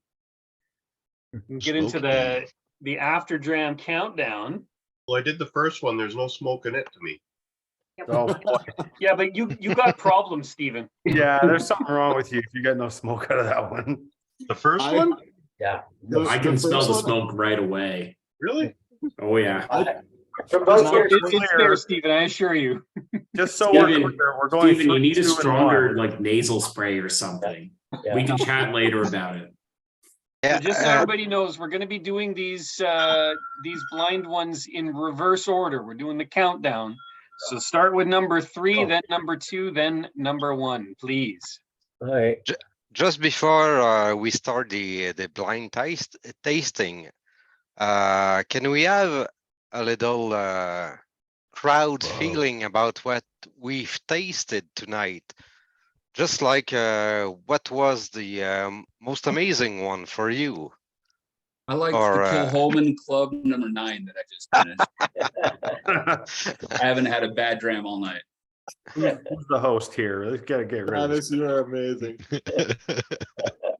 No, because people will always remind the last one, you know, the MP was amazing. But for me, the blacker or the yellow sub was 2 of the drams that I pretty like tonight and never taste them. And they amazed me by the taste, the feeling, the mouth coating and the nose, the finish. It was 2 drams that took out from the crowd. The MP was pretty good, but those 2 amazed me. I think that the tasting note that stuck out for me actually was yours, JP, when you mentioned that it kind of just tasted like a memory. You couldn't describe it. And honestly, I think that was like Is there anything better than that? I really can't think of anything. Like, that's just a phenomenal tasting note. I'm just going to use that for everything now. Well, thanks, Russell. So I'm really messed up tonight. I can't smell peat, not tomorrow or Port Charlotte. Oh, a poll. That's great. Yeah. There we go. Oh, nice. Let's use the technology. They're fancy. Can we vote for more than one or? I don't have that much technology, JP. Come on, man. Okay, That's the best we sorry. got. I know how I'm voting. That's pretty How about good. knack? Okay. The votes are coming in. It's really hard because there's three of them that were really close. Mhm. My I agree. husband is not I voted, listed. but Yeah. really hard to say. You forgot the other button.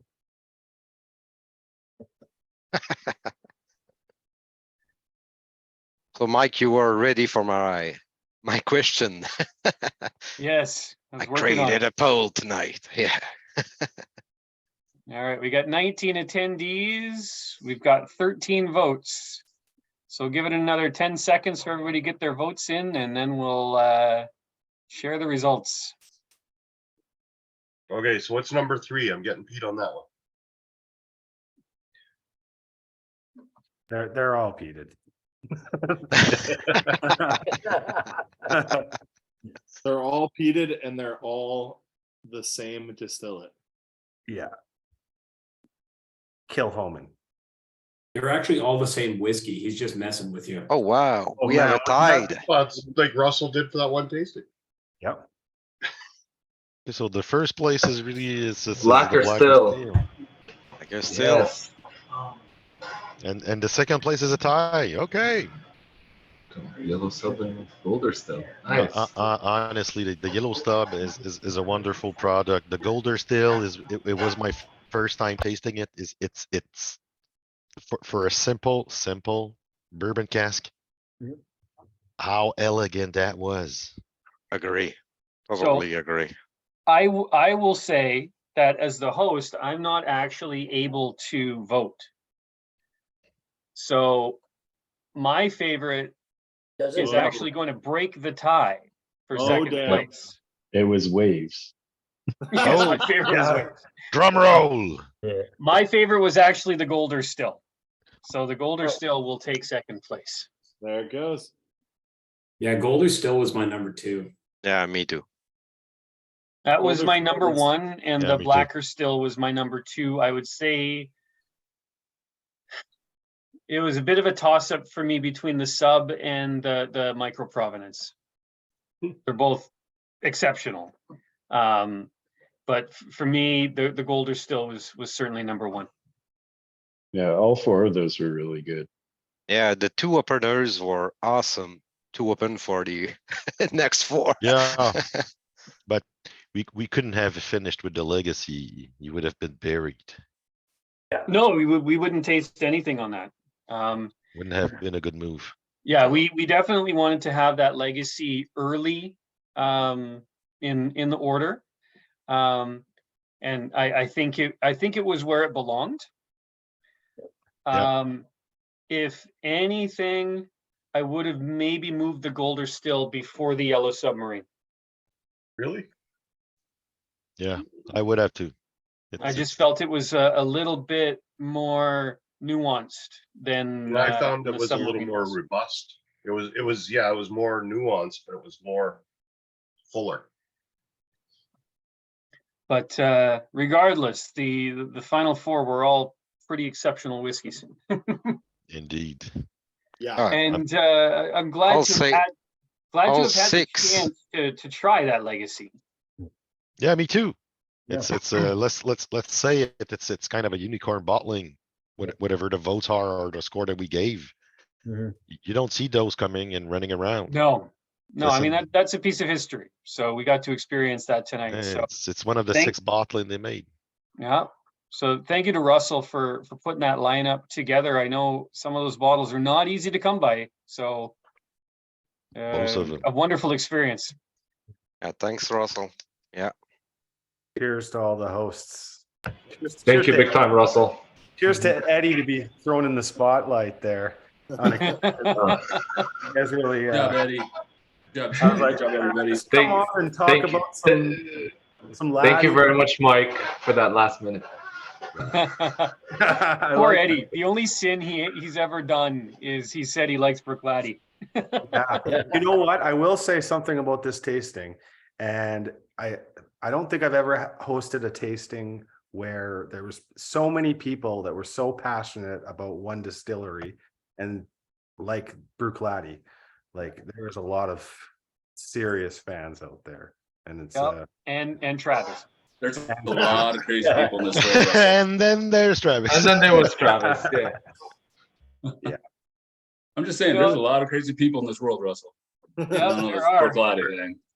And We call we ourselves somehow different. managed to find each other. Yes. We like to say we're different. Yeah, indeed. Well, let's get into the countdown here. Let's get to number 3, Wow, is this ever sweet? isn't it? Are we starting at 3? Yeah, this is the countdown. So we're going 3, 2, 1. You reveal all these at the end, Mike, I'm going to reveal them as we go through. as you go through. Yeah. Adam's already on 1 apparently. I'm back on 3. So My this wife one said is so one sweet. is Band-Aids and hydrogen peroxide. There's a touch of many here also. Reminds me of this 6.3. Not the sweet side, but just the Go. With this one, I get like just barley sugar. The peat is there for sure. The smokiness is there. Yep. But It's a sweet peat like Highland Park. yeah, It tastes like a memory. Yeah. that one's gonna stick around. The tasting note of the night. I'm actually thinking it's a wine cask, although I don't know that I could identify what type of wine it would be. I'm getting dragon fruit on this one. It's like a Peugeot Grigio, whatever the hell. Pinot Grigio. It's okay. It's okay. After notes. Yeah. Okay, which is this one? We're not telling yet. not that time. I haven't even put this on the palette yet. I was gonna say, some of us will get into it while you were fussing around with the poll. Yeah, we're done. A kind way to say giddy up, son. Let's go. Except I did it backwards because no one told me we were doing it reverse. Steven's already done. The peat on it is like an ashtray.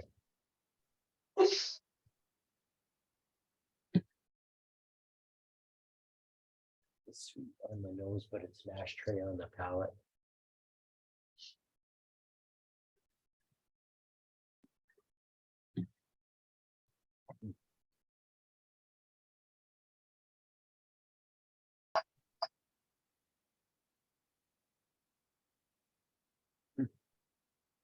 Everybody's quiet. There's a lot going on with it. We're waiting. I think everyone is waiting. Yeah. Everyone is waiting. Okay, well, let's do the reveal. Nailed it. Drum roll. Oh, nice. What? You know, we're just talking about Yep. Sauternes. Ah, there you go. It's funny, I was actually gonna guess PAC, but then I just thought it wasn't like punchy enough. I don't know. Well, I would have put that one first. Mhm. I'm just tasting my SC1 because, well, It's not the same. It's interesting that blind, though, I got more wininess from it, because I think my first impression of SCO1, which was not blind, was that it was more sherry driven, and I didn't get a lot of the Sauternes notes.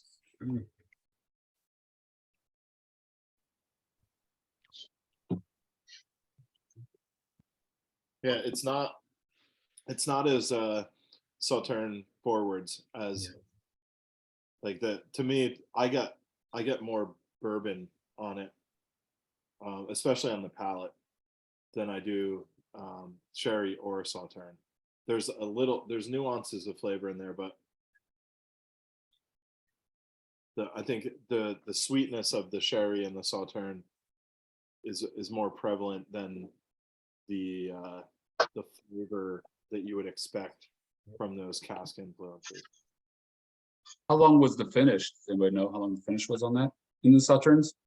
They didn't reveal that, as far as I know.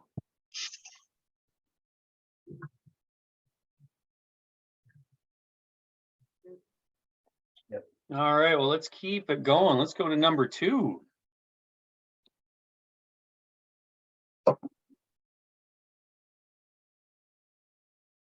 So the idea of this countdown, the blind tasting, is we want to talk about cask influence. So as a hint, these are all cask exploration series of Port Charlotte. So they're all the same distillate, they're all similar ages, but they're all different casks for maturation and finishing.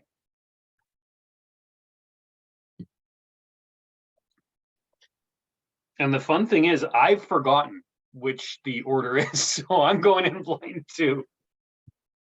I did also. I thought that the one we just had was a totally different whiskey, so that kind of snuck up on me. Yeah, I have absolutely no idea what any of these are, so. I love it.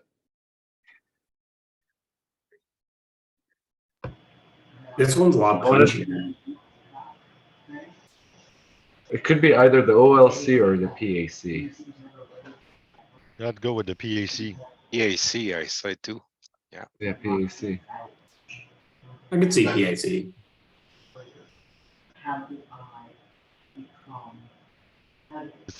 It's really interesting how the new cask exploration series of Port Charlotte is really different from the older Port Charlottes.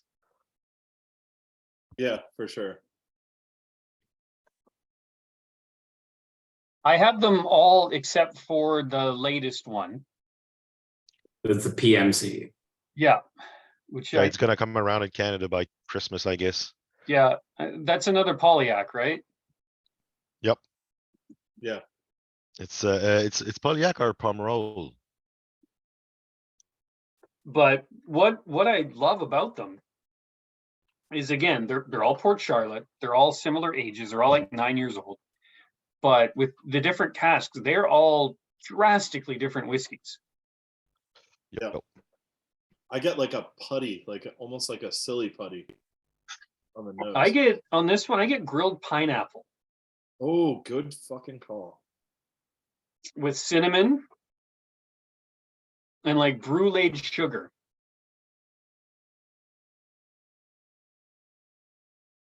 Far better than me. I can't get past the alcohol. It's burning my nose out.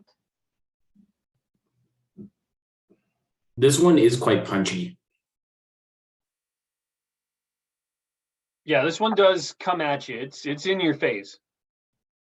Yeah, and that's why I said it's probably the PAC, because I remember the OLC, the Oloroso one, being a bit more mellow. And That said, it's been a couple of years, so. yeah, and Is this the Island is Barley also one? mellow. So it's No, PAC. none of these are Isla Barley. Okay. Oh, it's interesting though. Like the alcohol is much better integrated on the palate. See, I disagree. I actually didn't get as much alcohol in the nose. I feel like the palate really hits me. Maybe I've already drank 7 whiskeys. That could have something to do with it. Did you pour the whole sample, like? Numb taste buds. Somebody give me an Octomore. Which one? I Maybe did for the just after get, drams. I did just get an open bottle of 7.3, so that might be my after dram. There you go, Whoa. Mike. I saw Oh, that. here's That the was a nice 12.2. snag. I love the 12.2. It's a very nice whiskey. Honestly, I stop at the 10th series because like I couldn't keep I going. really like the 12.2. I mean it's not a Yeah. 4.2, but I really enjoy it. I do too. Yeah, I really do I shouldn't have missed out, but I was a bit tight when they came I'll out. send and you a well, sample. we can I'll remedy that. I'll send you something in exchange. You shouldn't be too deceived. I am never disappointed when I do a sample swap with you, sir. Never ever. So with water, this one has big time cinnamon on the nose. I just went to Cinnabon. Oh, And I should know, I just ate Cinnabon at O'Hare today and it was delicious. Right. Apple pie, Might cinnamon, change- green apple, and everything. It's might change my pick.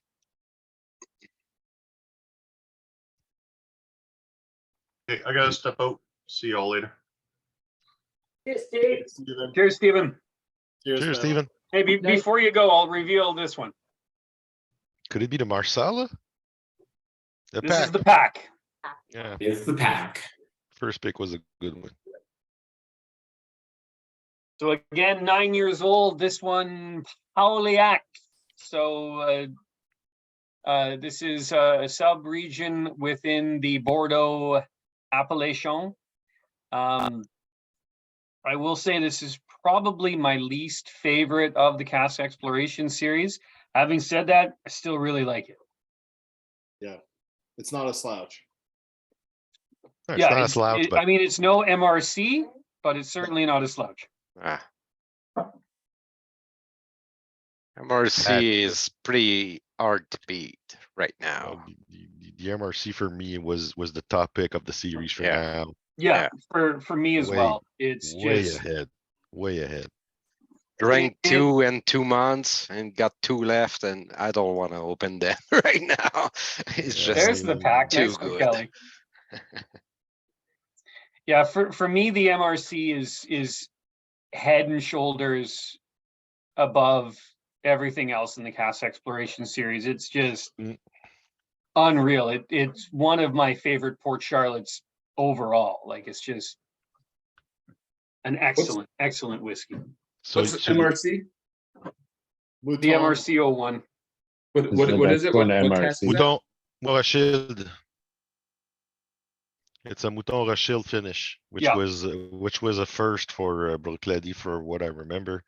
I never seen a bottling that was finished with Mouton Rothschild first growth casks. Here's a question for the Lottie fans. Why are all the ones in this range followed by the :01? Is the assumption that they're gonna revisit the finish years from now and they just wanted to future-proof the naming? In theory, they were supposed to, but in fact, they most probably never will, because the first of those was the Port Charlotte CC01, which came out many years ago, and it had a different tint. It was one of the first bottlings that Adam made, and they remade the same, but they never changed the label. It kept the CC01. They also, that it's part of their nomenclature for their Valanche bottlings, the distillery exclusives. And for those, you will sometimes, depending on the cask type, you will see an 02 and an 03 for those. For sure, and even fair enough. Depending, but most of the time, the Valanche from Port Charlotte are single series with that are numbered, and then they go through each different casks, and you don't see them go back. When they go back, they have another number, which they're up to 50 from what I remember right now. But it's really rare. I have bourbon cask Valenches 2, 3, and 4. I have there's it's a sherry cask 2 and 3. But they're all the Valenches. They're not the 50 what is it called? The 50 percentage. Yeah, those are all the distillery, like hand filled Yes. in the gift shop with Mary. That's it. Yeah. That's it. With the handwriting on the labels, Yep. which bottle this is. And I only had one. I never seen more in the wild where in my neck of the woods. So when I saw one, I bought one. It's the Hermitage. It's the Hermitage finish one, I think. Yeah, Number yeah. 21 or 60 or 19. I don't remember. Yeah, they're secondary market pretty much only. Yeah, that's for sure. And even the secondary market doesn't reach me,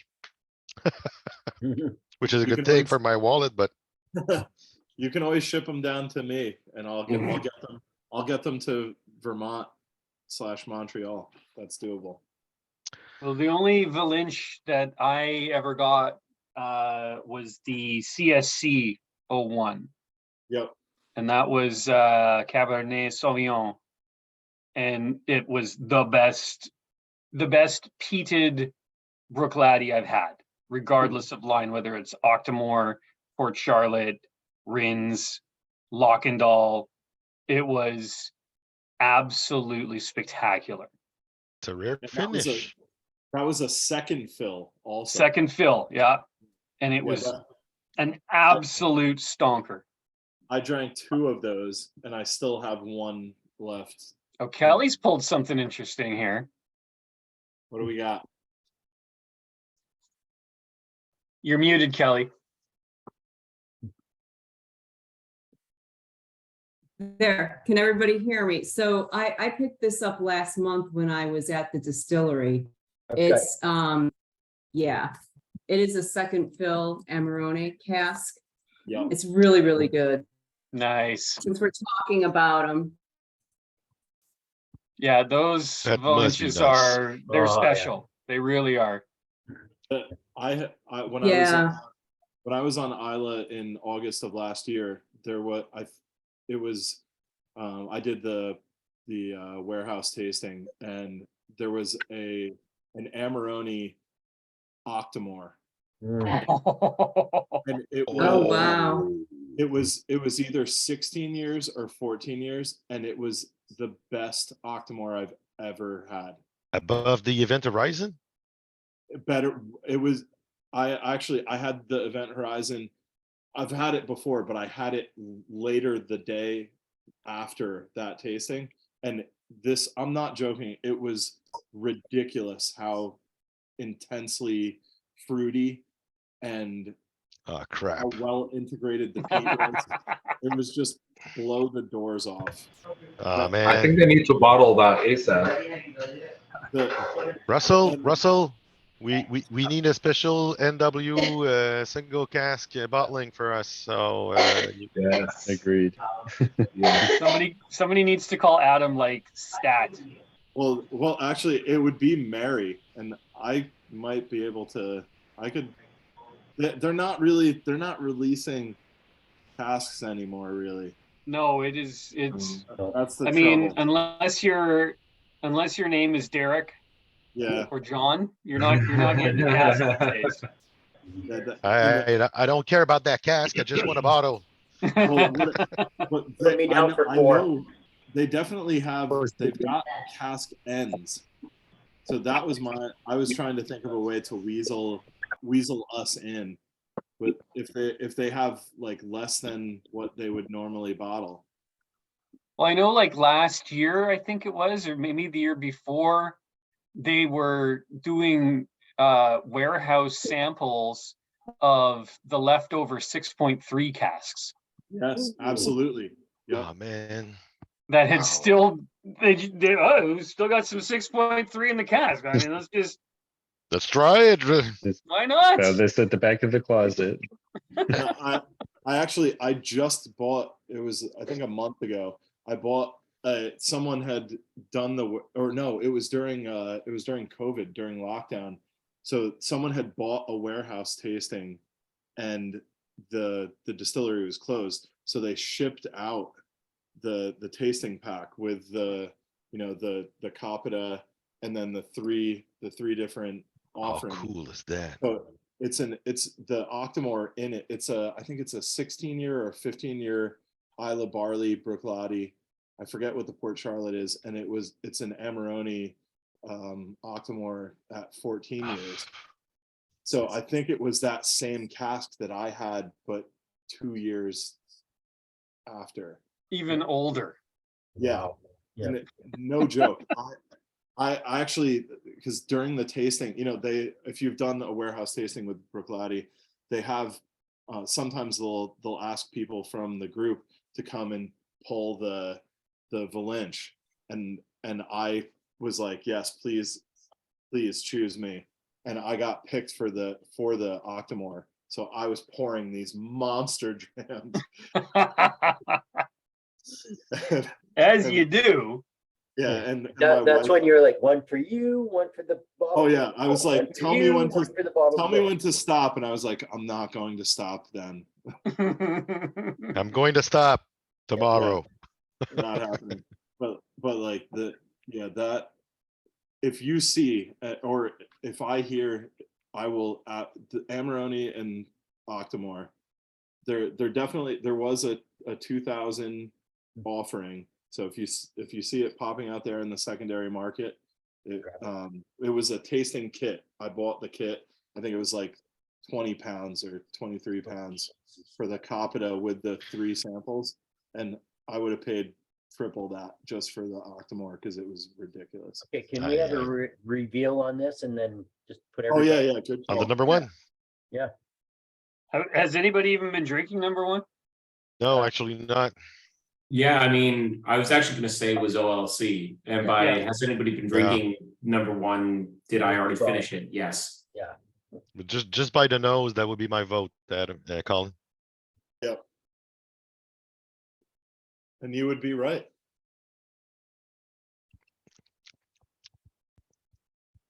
Tastes like a souvenir.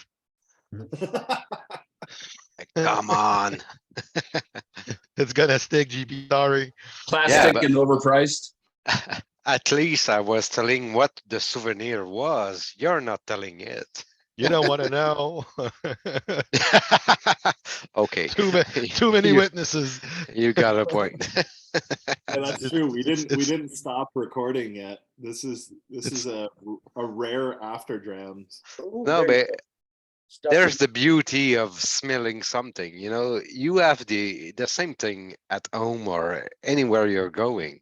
You're smelling something. It reminds you of a moment, a song, even a song, or a person or a moment, anything. This is the association of smell, le goûter, it's taste. Taste, smell with memories are all going together. So for me, tasting a whiskey is like coming back in those memories and trying to find what are the best sweet spot that I have during all the memories I have, and what do I get out of there with those whiskeys. That's it. Well, that's it. It's been a while since I've tasted that OLC and might have to pop one of my backups. I love this whiskey. Yeah, it's really good. Just straight up. This is my second favorite of the Cask Exploration line. That's what I was about to say. MRC obviously number one. OLC is my second favorite, and I have a backup of both, and I'm very happy about that. Yeah, unfortunately, I only have one MRC left, but I remember having 2 OLC left. So I wish I had a backup of this one too, but I don't. It's really good. Yeah, this is a good one for sure. Mhm. Yeah, I'm on my second open bottle of MRC. It's about half empty, and I've got one left in reserve. My bottle of OLC is almost empty, and I've got one left. Mm. And like, I don't buy backups of bottles. It's very, very rare that I'll buy a bottle a second time. But the MRC and the OLC were absolute no-brainers. As soon as I popped the bottle and had the neck pour, I was like, oh shit, gotta get another one.